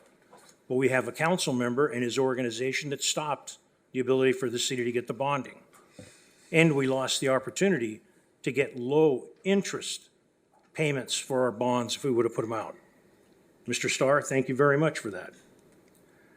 The issue with the adequate water supply. We've had a presentation here from United Water talking about their dam and the need for making repairs on the dam if there's a problem with that dam. These are real things, people. They're talking about removing the amount of water that Southern California can get from the Colorado River. There is an issue Mr. Stein continually brings up about how the money has been spent for water projects. I believe we're doing the best that we can with what we have. The seawalls, the alleys, all these things are important, but they impact the city of Oxnard. If those things go down, the amount of hit that the city of Oxnard will take, specifically, seawalls are in my district. But bluntly, if the seawalls go down, the property base will go down. The 17% of every property tax dollar that we get will go down. It will impact the entire city of Oxnard, not just District 1. The issue about, the quality of life, and we have two items and we could add one, the quality of life, maybe we're going to put Carnegie in there. But I will say this, now and tomorrow, whatever we do with the Carnegie and the fantastic artwork that is claimed to be inside, this city is not in the business of running a museum. We got into the problem that we are at the Carnegie because the management or the people that were involved did not pay attention to business. And it became a whole, the equivalent of owning a boat, which is commonly referred to a place in the water you pour money into. And then we have management of that organization that accepted stuff they should never have. So we have, as you can imagine, relics of your family. Somebody dug up the bones from your family and they're exhibiting in a museum. We're stuck with that. To the credit of this council and the management, they've come up with a way to try to accommodate and ameliorate what has happened. But the Carnegie, the assumption that we're going to open it up and it's going to be great and it won't be a hole in the water we pour money into, I think when we do with whatever we are going to do with the Carnegie or any future council, they need to look at the realistic, how are you going to pay for it? How are you going to take care of that? The economic development, it's still on the list. Number 3, revitalize Hueneme, Saviors Road, Pleasant Valley, Channel Islands corridor. A tremendous amount of that property is private property. How do we get those individuals with private property to want to invest in their property? Do we make sweetheart deals with developers, waive fees, waive taxes, waive different things? I don't support that. I don't support that. But I know that those areas have to be fixed. But it's the priorities of the city of Oxnard, the last 5-year priorities, we've come a long, long way. I think that the heads up that we've gotten about the financial future going forward, we're fortunate to have some people that are giving us a heads up what we're looking at. They could be wrong. They could be wrong. But I support most of these things. The things that have been mentioned, I agree, and I need to say this. As a resident that lives in a community facilities district neighborhood, LMDs, CFDs, they are some form of ownership that requires you to pay an extra fee. Some are large, some are small. But when one end of the city of Oxnard is pitted against another end of the city of Oxnard because it looks good, I can tell you, as a councilman in District 1 who lives in the South Bank neighborhood, it's embarrassing how often I see landscapers cleaning up certain areas of North Oxnard. It's embarrassing because I drive through the entire city and I imagine what people think. all the money for the city of Oxnard is going up in the north end. Those people are paying extra for those services. Those services are extra above and beyond what the costs are throughout the city of Oxnard. I believe my fellow councilmen understand that. But some of the comments from the responders, I don't think they do understand that. And Mayor, that's my feelings. I understand your point about restoring the soccer, the stadium. I can go along with that. There's nothing that has been suggested that I'm anti. But the one thing that Mr. Starr, I do take to heart, when you mentioned that we had X millions of dollars and where did it go and where's that? My first interaction, you, Mr. Starr, was when I was on the council and you were one of the ones complaining about fixing the sewer plant.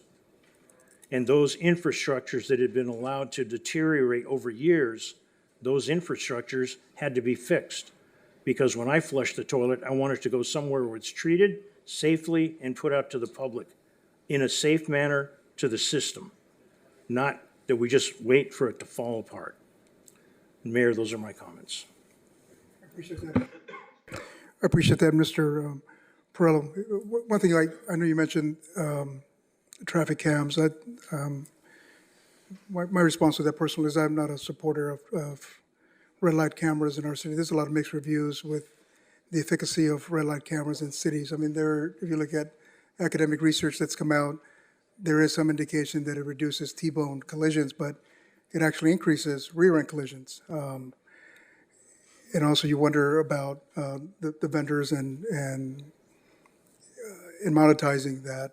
If anything, I think traffic cameras, for red light cameras, the goal is to change driver behavior. I think a better investment would be utilizing AI, for example, for our traffic engineer to determine the number of cars, travel speeds, et cetera, to inform decisions on whether or not you need to increase the duration of yellow lights, et cetera.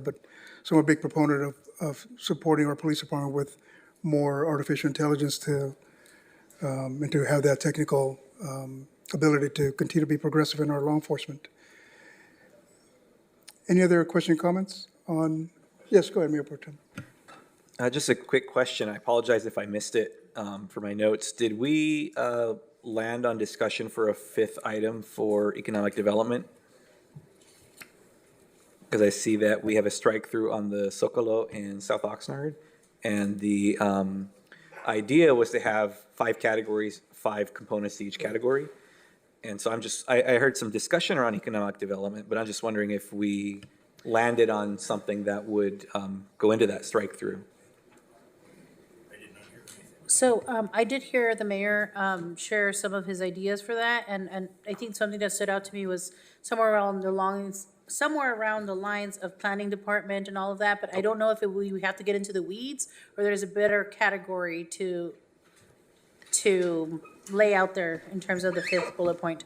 Because just looking at the bigger picture, I'm not trying to start something brand new or create a new project or task people with more work. You're welcome. I'm just teasing. I think that what I heard from him was somewhere around the lines of the permitting and, just the planning department and. It sounds like continued improvement in our processes. Is that correct? Continued improvement, enhancement. I mean, I could make a suggestion because it like some of these items, they overlap. I mean, Del Sol Stadium, because when you're talking about the semi-professional team, that leads to professional teams. If the quality of the stadium is good, tournaments, hosting tournaments, that's not a non-economic development idea. So that could go there. Yeah. Thank you. May I ask a quick question just to lighten the load? So for the police chief, are you running for office? Right, I didn't recognize him I didn't either. recognize him, yeah. Who is that back there? Yeah, I kept looking at this sharp-looking dude in back. I didn't know it was our police chief. Thank you. He does look good in a suit, by the way. No, absolutely, Councilmember. Thank you, Mayor. I know I gave an overview of kind of my overall priorities, but kind of wanted to make some additional recommendations and some modifications of language, but also some additions. So I think in starting over at economic development, number 2, curious if we can change Oxnard employee pipeline to Oxnard employee pathways. Pipeline just seems to be a little bit more public works infrastructure based, and I think pathways is a little bit more easily humanizing Yeah, to things. it's a good idea, yeah. In terms of infrastructure and natural resources, I'm wondering if we can also add some language around storm drainages. Flooding is just a big issue. I mean, I've seen it walking outside of my own front porch.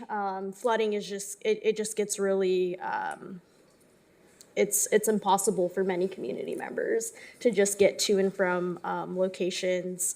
For the back to quality of life, specifically around maintaining youth programs, agree with Councilmember Tron about incorporating wellness.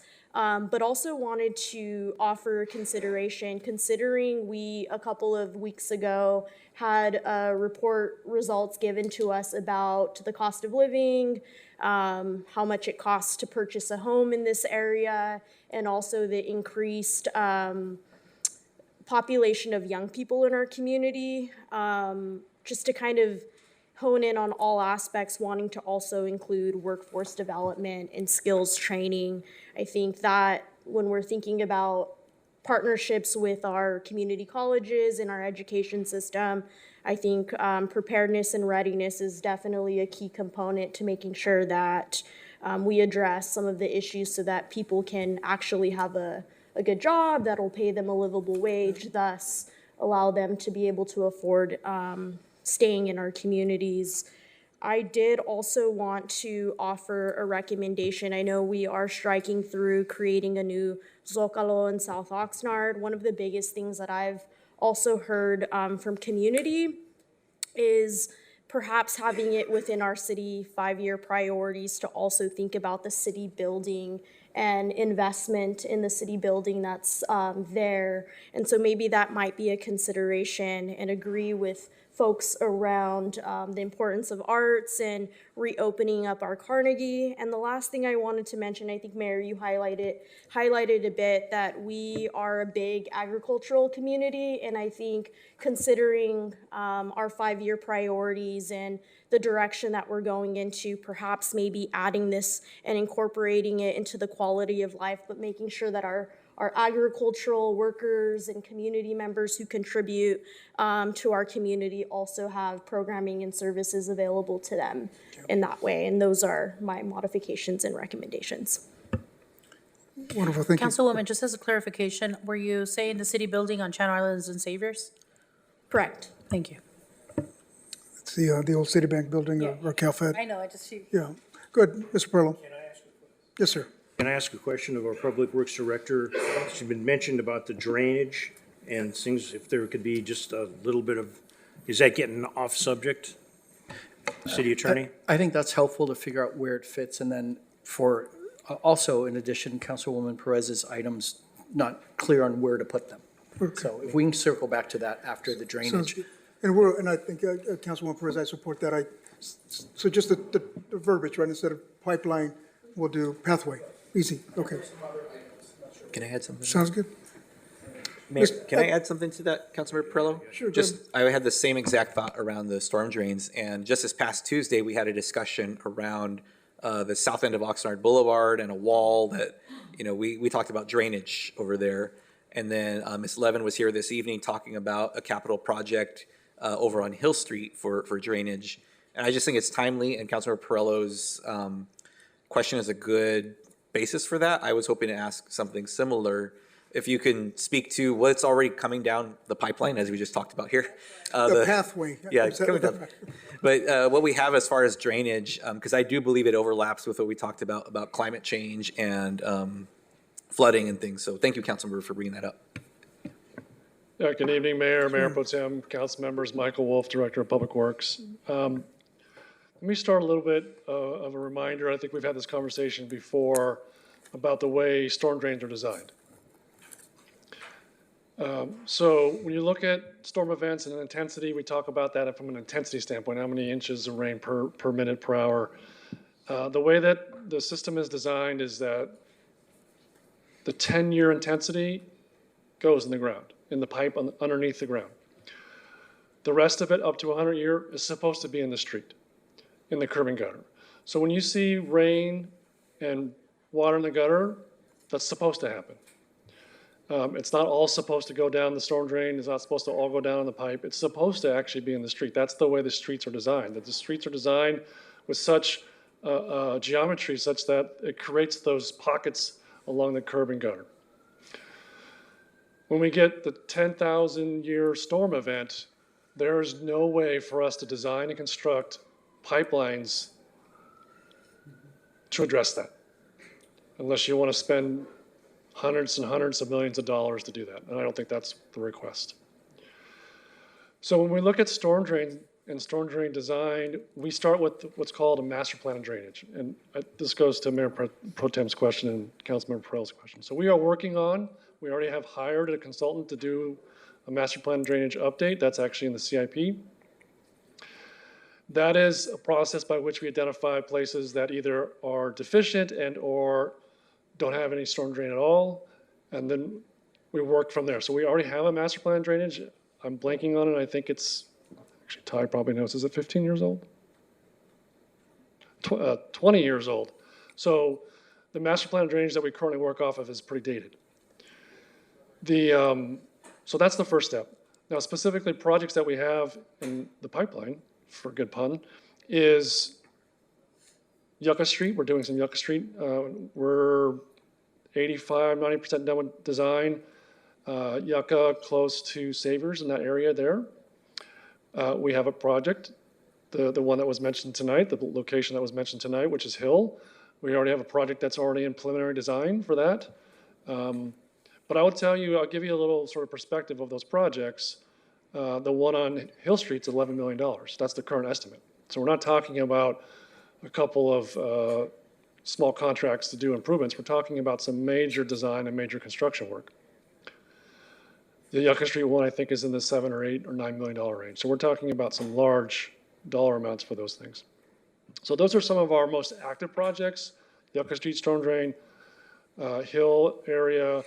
We have the along Oxnard Boulevard, South Oxnard Boulevard, and I forgot the name of the street again.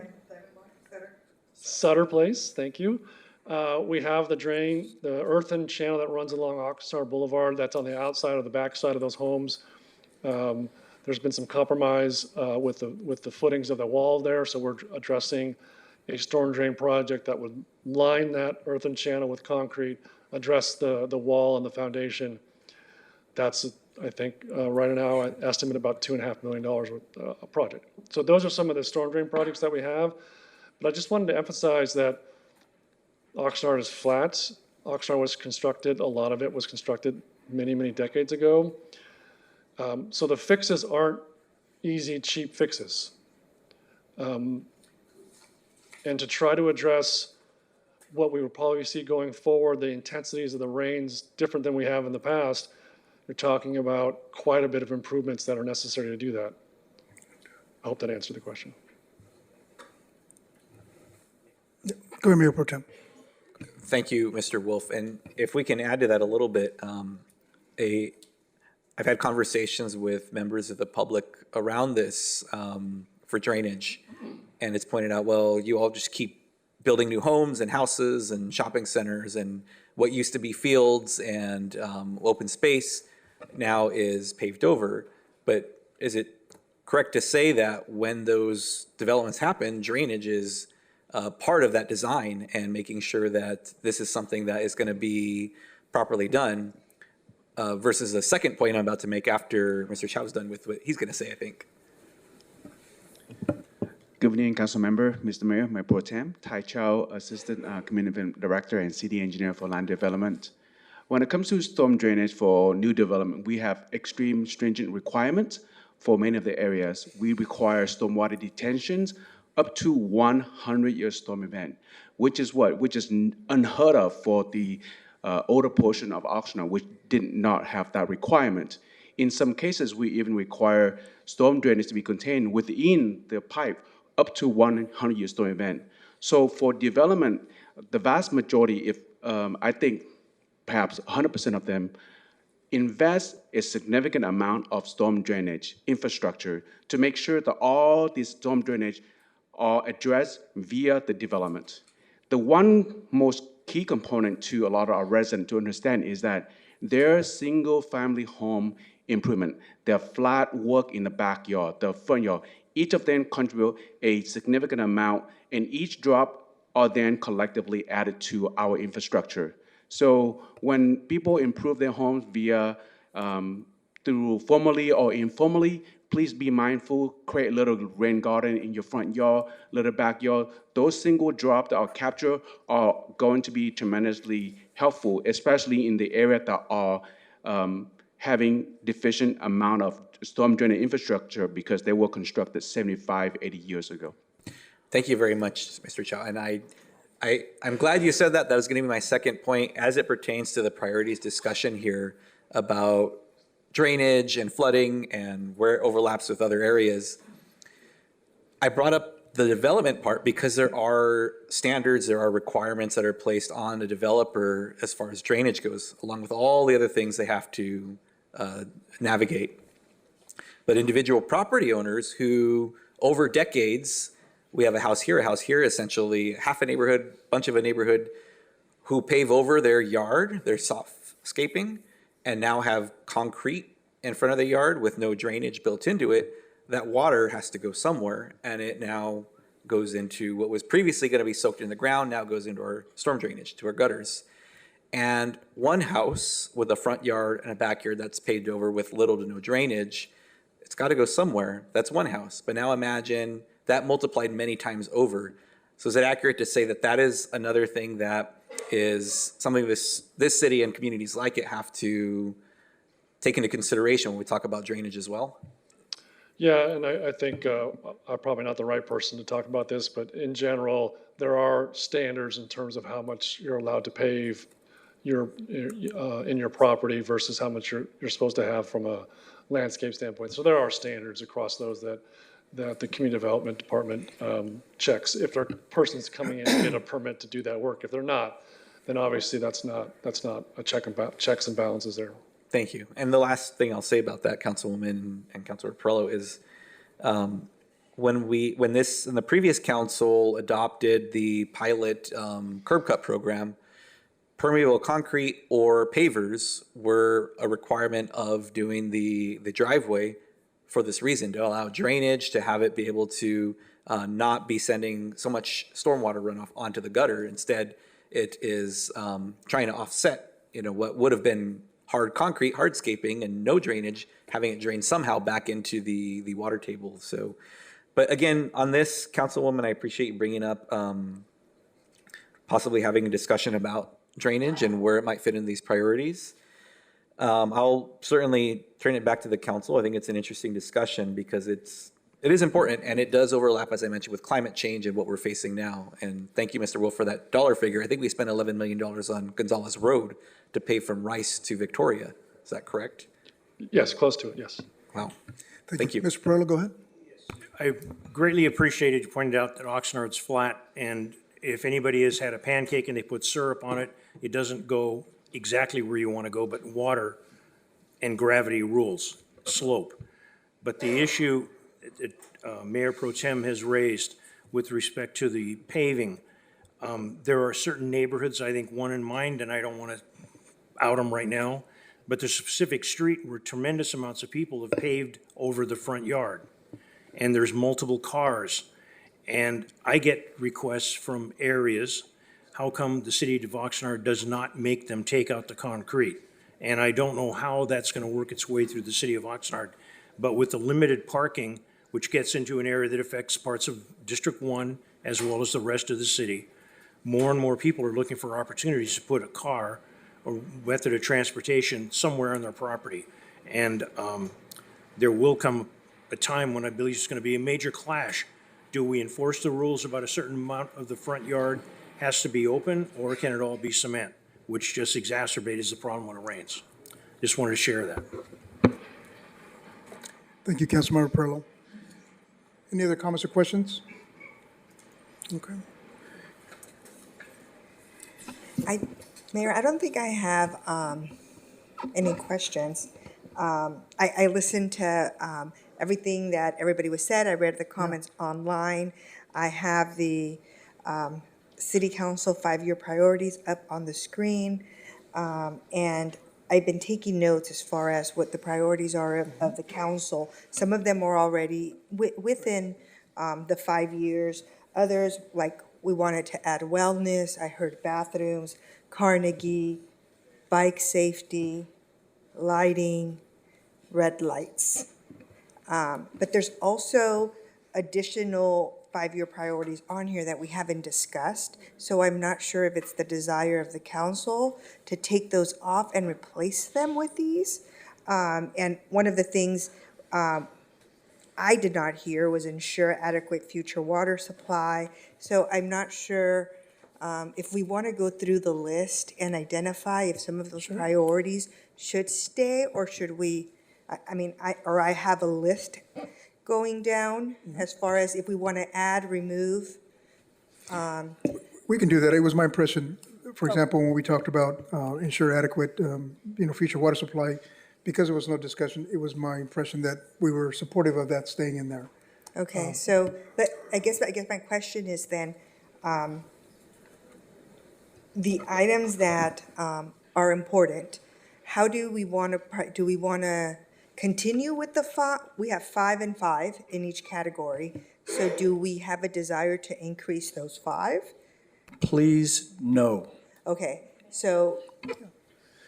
I think the way I interpreted it and why I gave my friendly amendment was based on the strike through and the changes. So instead of restore, it says maintain, continue to repair, et cetera, et cetera. So based on that, I was giving, Gabby Rodriguez was giving my recommendations. I know I heard something about the bike safety, so I was trying to add that to infrastructure bullet point 4. But I think if we go based on what is being proposed, unless you want us to read them all by category, maybe similar to the worksheet that was in the presentation? Yeah, so I was thinking of going by category and add those key words that are important to each category and determine what doesn't need to be there anymore, and keeping the 5 So items. I think it is keeping the recommendations, and we've been adding, so when I heard Councilwoman Perez share, instead of using the word, I forgot. Pipeline. Pipeline, Yeah. yes. So like it was amendments to what is being recommended by staff. Right, so I see 1, maintain youth programs, 2, maintain senior programs and build approved new senior center, continue to address homelessness in Oxnard, build the aquatic center is crossed out. That is my question. I understand why it's crossed out, but like Mr. Larry Stein said, we did receive $5 million from the state. There has been planning, and if we can just get an update on that. I mean, there was a plan to go out, get a bond, build it. The bond rates were great at that time. They're not great right now. I totally understand, but there is $5 million that has gone into this already. So if we can, I know Mr. Wolf is here, or maybe Community Development can just give us an update on that, or Ashley. So the $5 million, the majority of it, almost all of it, was spent on the design plans. They have gone through the planning process and they're in for building permits. They're just not advancing through the building permit process at this time because there is not money to build the actual aquatic center. So we did the community outreach, we did the designs, went through all the approvals. I wouldn't say it's just sitting in community development, but there's little effort to prioritize that above the other projects that we're moving through when we can't build it. But the money didn't go to waste. Those plans have a shelf life, but without bonding and the rates aren't there to bond, it's not going to move at a clip. So as far as the shelf life, at what point does it become an obsolete design? I'll have Jeff kind of address or maybe Michael, they're going to tag team this on the building code side of it. So I'll start with just kind of the general comment about being obsolete. They're not going to ever be obsolete. They're just going to potentially, if you go through a code cycle change, they just need to be updated. And so I think Mr. Pengelly can talk about that cycle, but sometimes I have seen plans being put on the shelf for several years. You have to bring them back off, make sure you're meeting the current code requirements, which costs a little bit of money to update the design. So there's a funding cost when you put it on the shelf and don't build it. If you go through a code cycle, you have to make those changes. And I don't know if Jeff wants to talk about code cycles, but sometimes that's fun. Good evening, Jeff Pengelly, Community Development Director. So the plans have been approved through the entitlement process, which is a big milestone. That entitlement approval is valid for 3 years plus a 1-year extension we will readily grant. The plans will need to be updated if they're not executed and committed to the plan check process this calendar year. They'll need to be updated to the current building code. But unlikely, the funding issues will be worked out this calendar year, so we anticipate there will need to be a code update to the design drawings. It's not a start from ground zero, it's just tune up, compare the old code to the current code, and refine those parts of the drawing that needed to be refined. So we have time. Okay. Councilman Perrella? Just if they would, we're going 5 years in the future with this, these plans would be dead before that 5 years expired, or we would have the opportunity, or do we need to write something in this, we do come back and revisit and update these plans? I don't want them to go dead. There's two different aspects. There's the entitlement approval, which can be active for up to 4 years. If that's, I believe it was 2 years ago? No, the entitlement was just the end of last calendar year. Okay. If that is running short on time, we can just take it back through the entitlement process, relook at the CEQA to make sure nothing has changed, but it's not starting from ground zero. So it's my desire, obviously, this would be in District 5. Yeah. And it's my desire to keep it as a 5-year priority with the understanding that it might not happen, but allowing at least, we don't know what's going to happen in 2 years, we don't know what's going to happen in 3 years. And it's really going to be up to the council at that time, but I would hate just to not have it available for residents and I understand. I understand it's a lot, but I would like it to remain on the list. And I'll say, like, as a response to Councilmember Basua, there have been many people. I know people are interested in defining what an aquatic center looks like and getting into the logistics of that, but there have definitely been community members at neighborhood councils in community saying that they would like, for public safety reasons, to have a pool in South Oxnard. The entire council approved that also at that time. We did. Right. We did get the entire council to approve it, and we had, support from Monique Limon, who granted us $5 million at the time. So that I would like for that to remain. And then obviously we're gonna do the Carnegie Museum, continue with that. In economic development, we have the 5 there. I agree with Council Member Perez in regards to maybe we can focus on the city bank building instead of the Zocalo, whatever that may be, whatever that may look like. And in regards to revitalizing Wainimi, Saviors, Pleasant Valley, and the Channel Islands corridor, the initial thought process for that was to do work on the sidewalks, on the medians, maybe add, planting, just beautify it. something, that the mayor has talked about. That's what the intent was there. It wasn't about, owners, cleaning up their area. It was about us maintaining what we have. So I would also appreciate if we would keep that there. The public safety, I'm okay with as it is. And just the infrastructure, I would like, and hearing my colleagues, I would like to add and have bathrooms be on that somewhere. So if we can find a way to add bathrooms,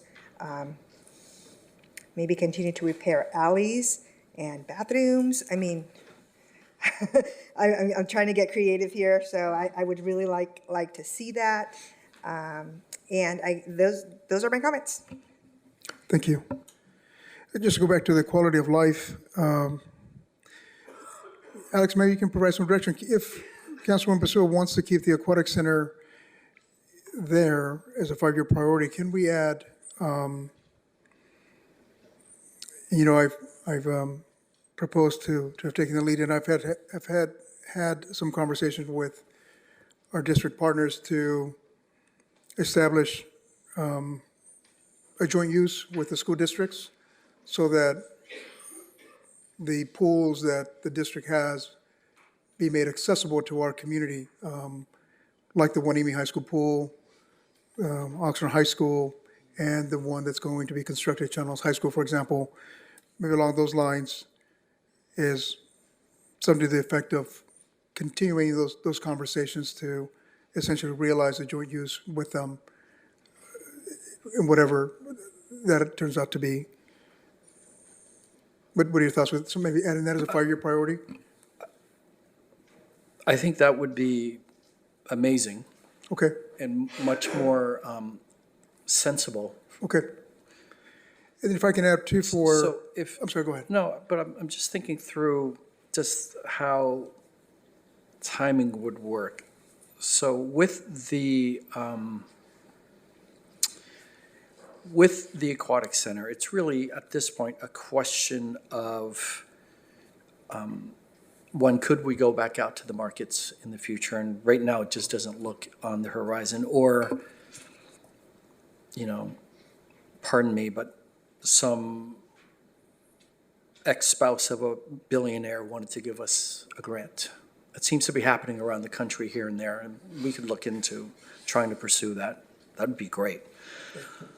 So that's going to take some time anyway, but maybe if you can commit to the next 12 months, like really pursuing the opening up the school district facilities for the community, I think that'd be great. Yeah. I mean, I don't think that doesn't happen overnight either. Correct.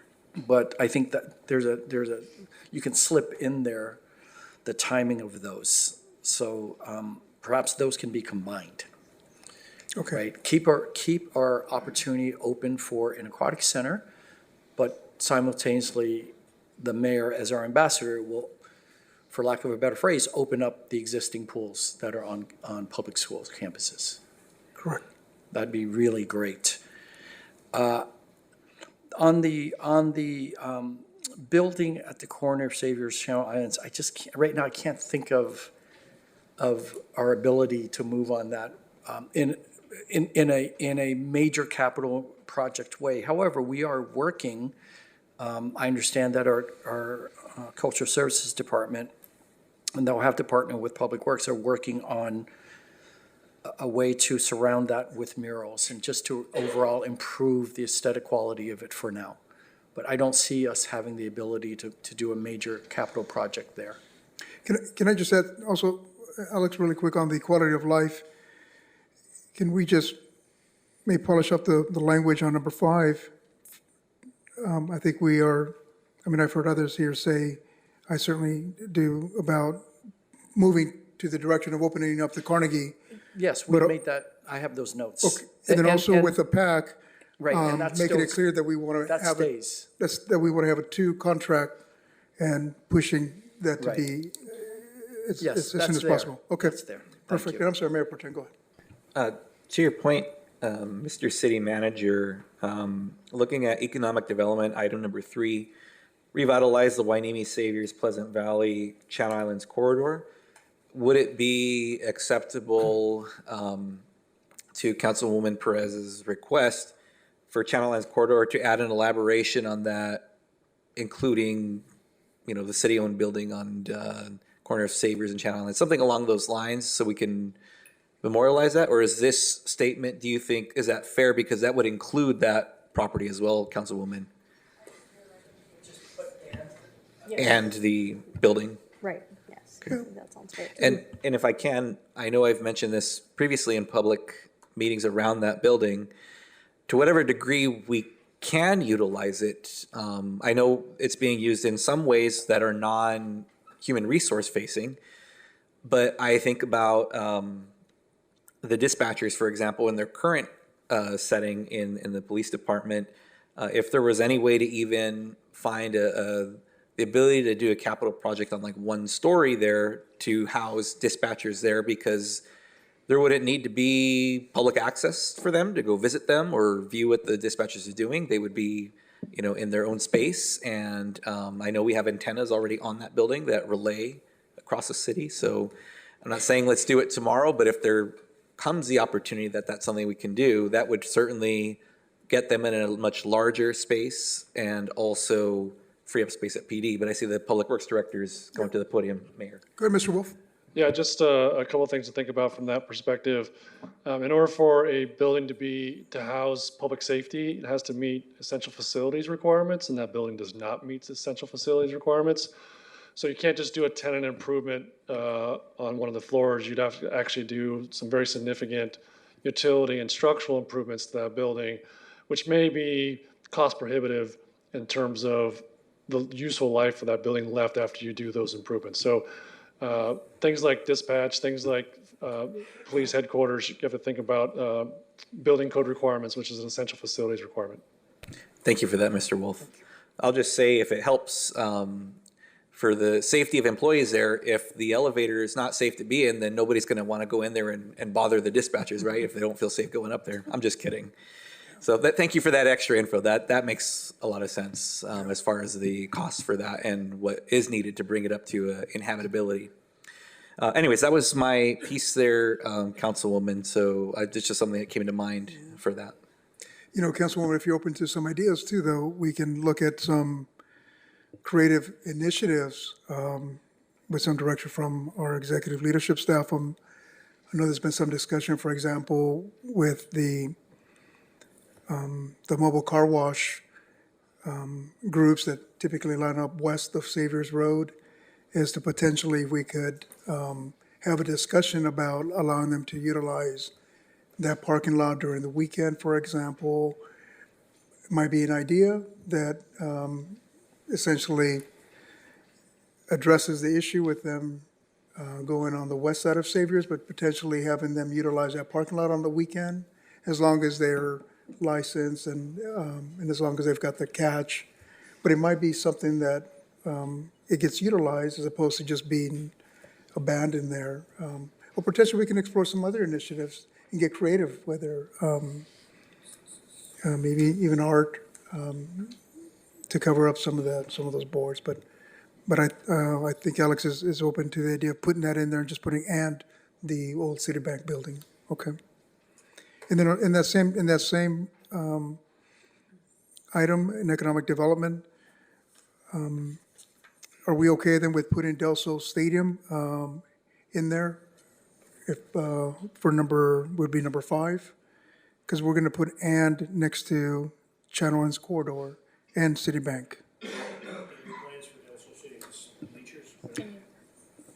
What are your ideas for Del Sol Stadium? Yeah, it would be to improve the bleacher situation. It would the lighting, to take a look at the lighting, and also to encourage the proper maintenance of the field, so that it could accommodate tournaments.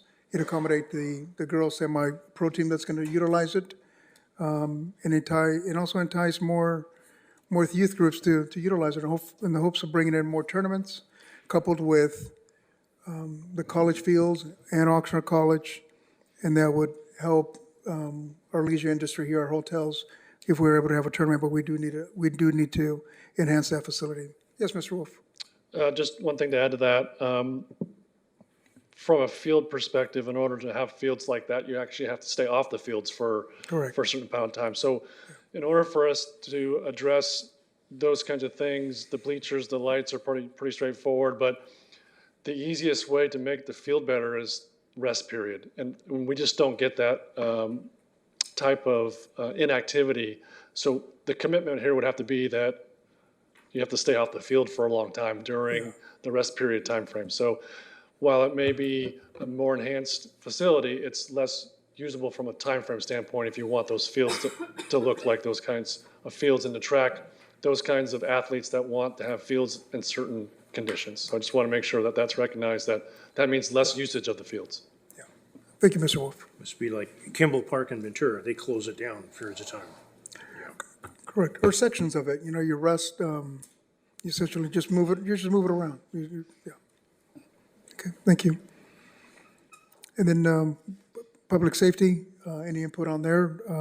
It seems like, so everyone seems to be comfortable with that, Councilwoman. Yes, go ahead, Mayor Pro Tem. For public safety, I'm wondering if for item number 5, in addition to all those things, if we can add language in there around climate resilience or climate change, something to state that this is something we are recognizing and that's included in natural disasters. I see Ms. Mallory's here. She's done extensive work in our adaptation and our CAP plan that we have. And so I know we're doing the work, but we are actually prioritizing that we need to stay the course for this and that it is something that will affect everybody in some way or another in this community. So climate resilience, is that a fair addition to that? And go ahead. No, go ahead. It seems fair to me. Okay, so that was a suggestion I'd asked for earlier. Another one, I've been working on wording on this, and I'll open it to thoughts here, is for number 3, restore neighborhood police program. So our neighborhood policing team, without adding an additional item to like a number 6, but if we can do an addendum to that. So restore neighborhood police program and establish park ranger program for public safety. Seeing as those are duties or assignments underneath the police department, the neighborhood policing team, I don't know where a park ranger program would fall as far as public safety goes, but again, I believe this is something that will be an assignment that is specific to our parks, and if we're investing in improving quality of life and quality of experience at our parks, this would be one way that we could do that. And I'll point out when folks ask about why are our parks not like such and such cities or such and such park district, when you look at those other park systems, they have park rangers to address a number of things, including ensuring reservations are honored, if somebody is accidentally in somebody's reservation or there's a conflict around reservations, not just behavioral challenges that face our parks, but also the little things that come up, rather than calling the police department for that or relying on our park staff to address those things. So I'll pose that to the council. Go ahead, Mr. Parlo. If we could ask the police chief, do park rangers, would they fit in the police department, or would there be something else under Parks and Recreation, or what would you? Because I can't imagine a park ranger having to just say an event in a park gets going, sometimes it happens, where it gets out of hand, and the park ranger most likely would need backup. And if there's one park ranger, who's going to be the backup? Is it going to be police department, or how would a park ranger work in your mind? Good evening, Council. Jason Benitez, Police Chief. We'd have to work it out. I would first start with a study of what other agencies are doing to address this problem. Some agencies have their park rangers under police, some have them elsewhere. So I'd want to at least start there and go from there and look at the costs of what that actually entails. Okay, thank you. Thank you. Appreciate that, Chief. Yeah, I'm hearing you, Mayor Pro Tem. I just don't know enough about it, but I've seen some cities where it falls under like the Parks Department, where they go out there and ensure on weekends that the Jolly Jumper or is permitted, right? Or that the park reservation is being enforced, but I just certainly don't know enough about it. So I appreciate Chief Benitez's insight that we certainly have to look at other models and see how that would work out and where we would fall under, how we'd budget for it. Yeah, and if I may, Mayor, you bring up another important layer to this of something that happens in parks often is a dispute about space or about the space people are taking up. And we actually have a process, a permitting process for Jolly Jumpers, for example, where there is an actual permitted list of vendors who are able to provide those services in the city of Oxnard at a park for a party. If we go outside of that, well, who's to enforce that? You know, how do we even do that? There's also a limit on the size of canopies that you can bring into a park. And how do we enforce that when we have massive 40 by 25 canopies going in there? And maybe we change the policies around the size of those based on the needs and what's common with our residents. But as it stands now, if we don't enforce it and there's no mechanism to do that, or it's a lower priority for those who are charged with doing it, then why do we have those policies at all? I mean, if people just know that nothing's going to happen from it. So I think that's an important point you brought up. So thank you. Yeah, and that goes along what I mentioned earlier about the utilization of parks and our antiquated policies where they close when it gets dark. And essentially we have youth teams out there with lights that we know are not permitted based on our policy, but yet no one's really enforcing that. Unless there's someone that is bothered by it, then essentially I think the call falls to the police department to have to go out there and essentially end a youth team that's practicing, which I'm not so sure our police department should be tasked with doing something like that. But that's a great point you brought up. Yes, Mr. Perlum. The mayor pro tem brings up a good point. If we have the rule and we don't enforce it, and I would equate that to the people that have concreted their whole front yards, it's the same thing. Yep, absolutely. Mr. Mayor, can I Yes, go intervene ahead. for a moment? Because, we know what you're doing. You guys are turning everything into a compound sentence. So we get this. Just a run on. So it's okay, because a policy document also reflects not just the values, but the aspirations. But just remember, it's not solely funding, but it's also staff capacity. And there's nothing in the ingredients of this sausage that I would say is not logical or wrong or anything like that. I think it's all very positive, but just remember, you might want to stop here, because when it comes to budget time, you still have to decide in any given year what can be done and how much. Correct. And that gets back to not everything can get done in any given year. So just remember that. So you can make compound sentences here, but you can't make compound budgets. Thank you. Thank you for that. But I'm supporting Mayor Porter putting it in here as an aspiration to do at least the legwork, as Chief Benitez mentioned, to explore that possibility. Okay, we can move to infrastructure and natural resources. And I think Councilwoman Bissell, you did a good job of going down the line. And I think you wanted something to do with bathrooms added in there, right? Alex, is there an opportunity to add bathrooms in there somewhere under infrastructure and natural resources? Bullet point number 4? Okay. Yes, go ahead, Mayor Pro Tem, sorry. So if I may on that one, I had made a note for number 2 in that item. That's a pretty long sentence. Maintain proper maintenance of parkways and medians, tree trimming cycle, and clean up the gateways to the city. I thought about if we want to do a catch-all for parks in general at the end of that sentence as well, to just have in here as far as infrastructure goes, that our parks, the maintenance of our parks and their functionality are something we're prioritizing as well, which would include restrooms, play equipment, all of those things. Are folks hearing me on that? Is that amenable? I think so, yeah. I don't disagree. I think Councilwoman Basua was specifically talking about the restrooms. I agree with So it. like, as long as we can call get it that out. specific, yeah. Yeah, because I mean, we've been hearing a lot about our restrooms and the upgrades, and I just want to make sure we catch it. So would it be fine then to add park? So it would read the sentence as it is, and we'd add and parks and park restrooms? Is that suitable or? Well, the thing is, it says, I mean, they're being maintained,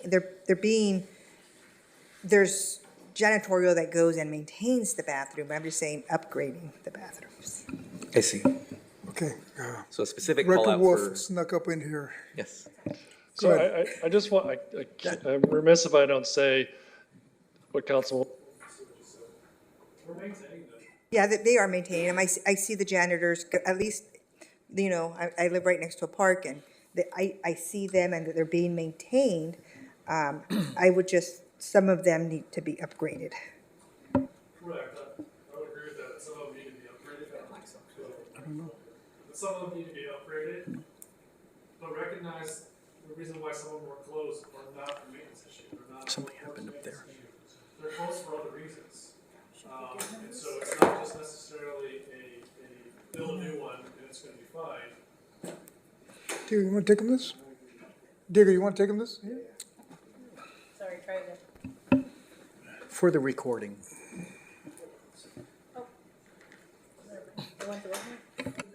Let's add replace microphones. You went the wrong way.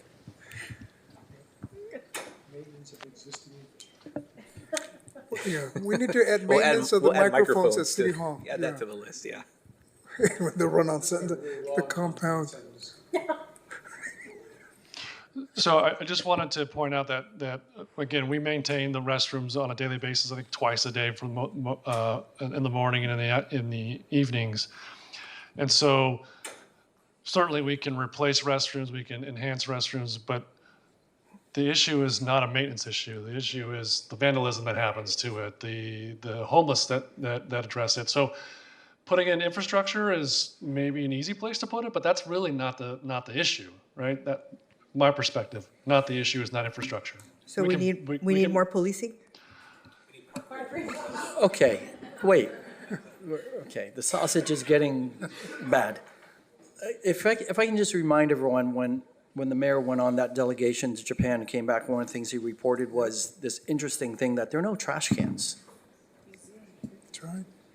So there's an aspect here where we as a local government can't just keep cleaning and fixing things all the time when the users don't have enough value in these assets.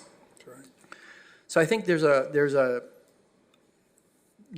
some other ways to start to figure out how to encourage people to value, hey, this is my park, this is my trash can, this is my bathroom. So I think we have to take a more of a sociological approach as well, because we cannot infrastructure this to the point where it's actually going to get better. So I think there's a sociological aspect to this too that we shouldn't ignore, because we spend a boatload of money on a brand new fancy Exelou and it gets wrecked by people.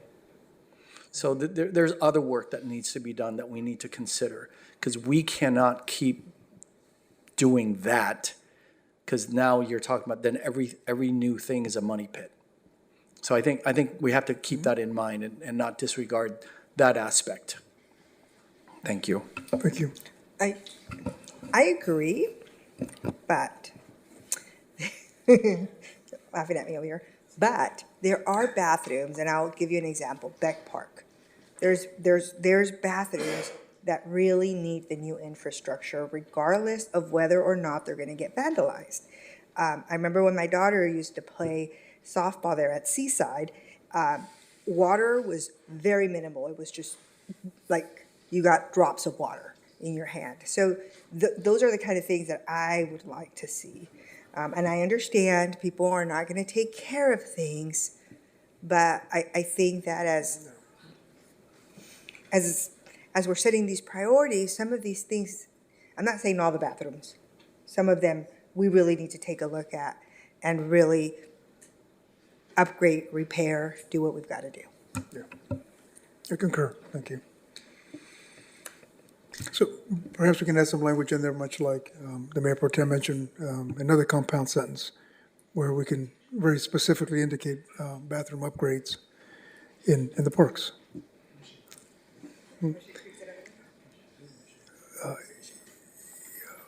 Yeah, and then lastly, organizational effectiveness. Mayor, if I can? Yeah, absolutely. Before we leave infrastructure, I was to reviewing what Councilwoman Rodriguez had suggested about another compound sentence here. I'm wondering if in number 1, where we have maintain proper street paving cycle, if the council would be amenable to maintain proper street paving cycle and incorporate bike infrastructure with, Or expand. Yeah. Bike safety. Yeah. does that work for number 1 for folks? Yeah. Thank you. Yeah, Councilwoman, yeah, okay. And everyone's okay, we'll move to organizational effectiveness. I'm personally okay with all 5. Open up some discussion on that. Okay. And I would just like to point out on organizational effectiveness, one thing that I would just like to point out is the strength of the city's cybersecurity. As you know, we have entered, a world of technology, and I just think that is very, very critical because it houses everything. So I just want to make sure that we support that, and our IT department is supported, because we've seen the consequences of that not happening. Can I add, Mayor, to Councilwoman Basua's something or some language around data protection? I think there was a public comment that was made around data breaches and wanting to make sure that, our data is protected and not being shared, and the tracking and monitoring of that. So we can add strengthen the city's cybersecurity and data protection. Thank you for that, Councilwoman. All right. At this time, if there's no further discussion, what's the pleasure of council? I have a technical question. Absolutely, go ahead, Mayor. Mayor Pro Tem. Did I understand correctly that there was a request to add language around joint use agreements for the Aquatic Center for Quality of Life number 4? Yes, Yes, I wrote that's that correct. down. How about if I do my best to try to read this through? Okay. And if there's no corrections, then maybe you can have a motion. Okay. So let's see. Sounds great. Let's see how good my secretarial skills still are. So, quality of life. So we have maintained youth development and wellness programs. Number 2, maintain senior wellness programs and build the approved new senior center. Number 3, continue to address homelessness in Oxnard. Number 4, build an aquatic center in South Oxnard and pursue open use of our high school's swimming pools. Correct. In parentheses, by Ambassador Mayor. I'm committed to it, yeah. Okay. And then number 5, complete the NAGPRA compliance process in order to open the Carnegie and continue the Performing Arts Center with the council's direction about the 2 contracts. Beautiful, yeah. Okay. All right, economic development. 1, focus on business retention and expansion and new business attraction. 2, train and prepare residents for employment at local businesses through the Oxnard Employee Pathways. 3, revitalize the Hueneme, Saviors, Pleasant Valley, Channel Islands corridor, and the city's building at Saviors and Channel Islands, AKA the Citibank building. Is that right, Citibank? Yeah. Yes. Right. Okay.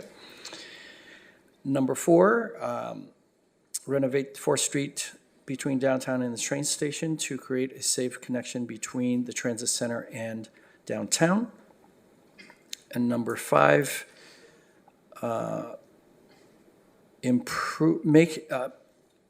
make improvements to Del Sol Stadium, and in that is the lighting, the field, and the seating. Correct. Yeah. Okay. Public safety, the only change there is under create building out a modern disaster preparedness, we will add at the end, and climate resilience. Just so we're clear, we're not doing park rangers in the language. Sorry, yes. Number 3, restore neighborhood police program and establish a park ranger program. Sorry about that. Thank you. All right. So for infrastructure and natural resources, maintain proper street paving cycle. Number 2, maintain proper maintenance of parkways and medians, tree trimming cycle, and clean up the gateways to the city, and maintain the parks, and make upgrades to the park's bathrooms. Is that the right word, upgrades? Perfect. Correct. Okay. So originally, I heard Councilwoman Perez say add the bike infrastructure to alleys, but we were actually adding that to maintain, number 1, maintain proper street paving cycles and incorporate bike infrastructure. Correct. Okay, so that's that. And then, so now we get to number 3, continue to ensure adequate future water supply, no change there, no change to alleys or seawalls. And then for organizational effectiveness, the only change is for number 4, we're going to add at the end, and data protection. What did I miss? I Skip? think the one thing I wanted to incorporate and maybe need to find a home for is specifically including language around workforce pathways for youth. For what? For youth. Can we just incorporate that into? I was thinking number 2. Number 2, and just add for youth, Right. and. For economic And development. adults? Great. That's great. Thanks. Yes, Mayor Porter. Yeah, would you have Yes. All right, thank you for that, Mr. City Manager. That aligns with all of my notes I had as well.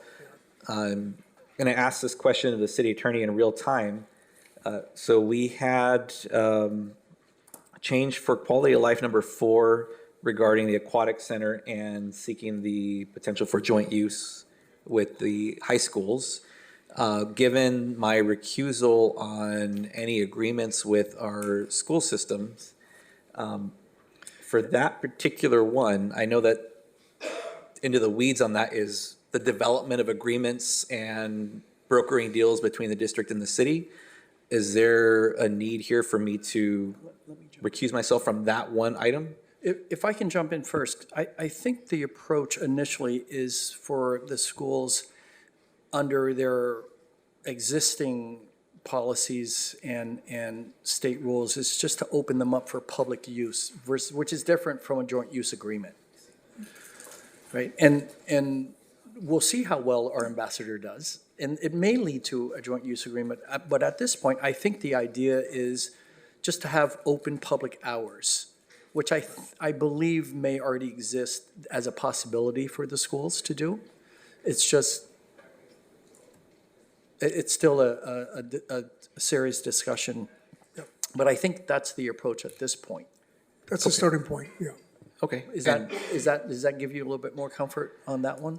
I just want to make sure that from Mr. Fisher or Mr. Rozelle, just your thoughts on that, if there's if this is a good pathway to look at, if it's kind of open use versus joint use, or if I should just be overly cautious on this. What are your thoughts? The safest bet is always to just recuse yourself from that aspect of it.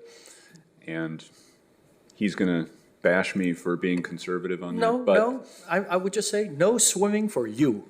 That's fine.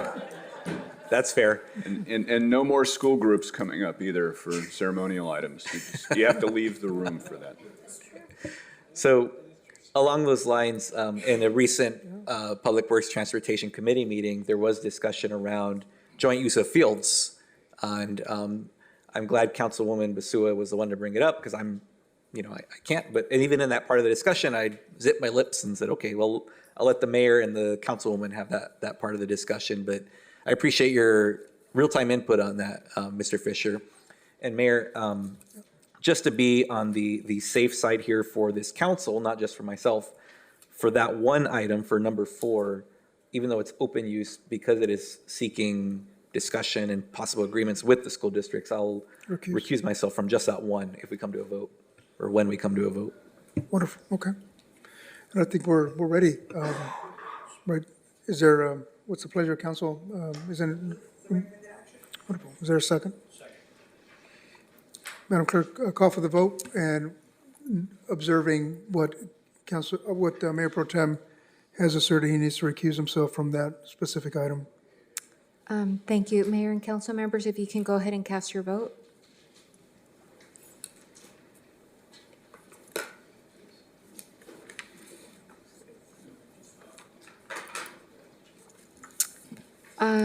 Thank you, and the motion carries 6-1 with, is that the recusal?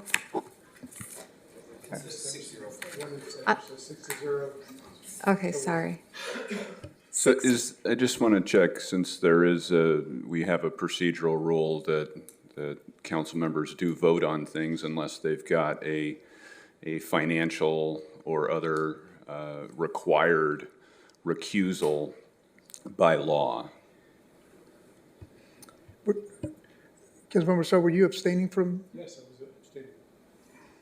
Yeah, yes, I think that this exercise is not meaningful. So I don't want to stop you guys from adopting it. I'm just simply abstaining. But if I hear our counsel, he's indicating that, at least that. It's not a recusal, it's an abstention, it's Robert's Rules of Order. We're under Robert's Rules of Order. It's perfectly allowed. So I'm sticking with my abstention. Thank you. Technically, you've got your council rules of procedure that supersede what you have in Robert's rules on this. I'm abstaining. You can do with that what you will. Okay. It sounds like, Mr. Fisher, that Councilmember Starr is not going to cast a vote on this, is not following our procedures. Duly noted, and the rationale for that is that council members are elected to make decisions. Okay. Thank you. We'll move to the next item. Did you, Alex, you want to say? Okay. We'll move to the next item on the agenda. This is the info consent agenda.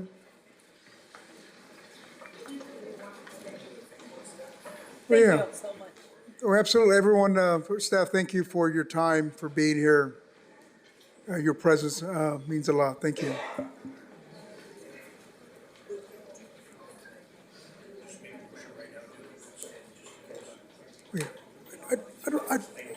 Yeah. Madam Clerk, I'll make a motion to go past 10 if we need to. I'll second. any public speakers for the motion to go past 10 o'clock? If not, call for the vote. Councilwoman Perez? Yes. Councilwoman Rodriguez? Yes. Councilman Starr? Yes. Mayor Pro Tem Teran? Yes. Councilwoman Basua? Yes. Councilmember Perallo? Mayor MacArthur? Yes, And this motion carries 7-0 to go past 10. Thank you. thank you.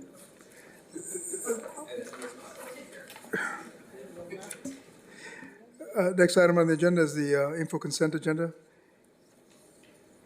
The only items I see here is the approval of the minutes, and also from the IT department is the agreement with CDW Microsoft. Essentially, it's the city council approving and authorizing the mayor to execute an agreement with CDW Corporation in an amount not to exceed 1.5 million for the purchase of Microsoft licenses over a 3-year term from May 1st, 2026 through April 30th, 2029.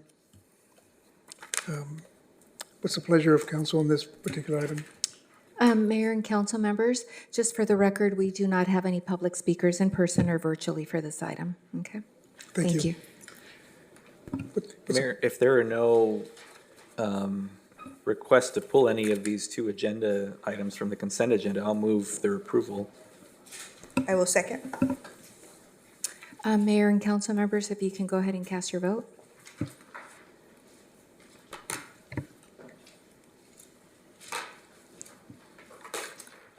Thank you, and this motion carries 7-0. Thank you.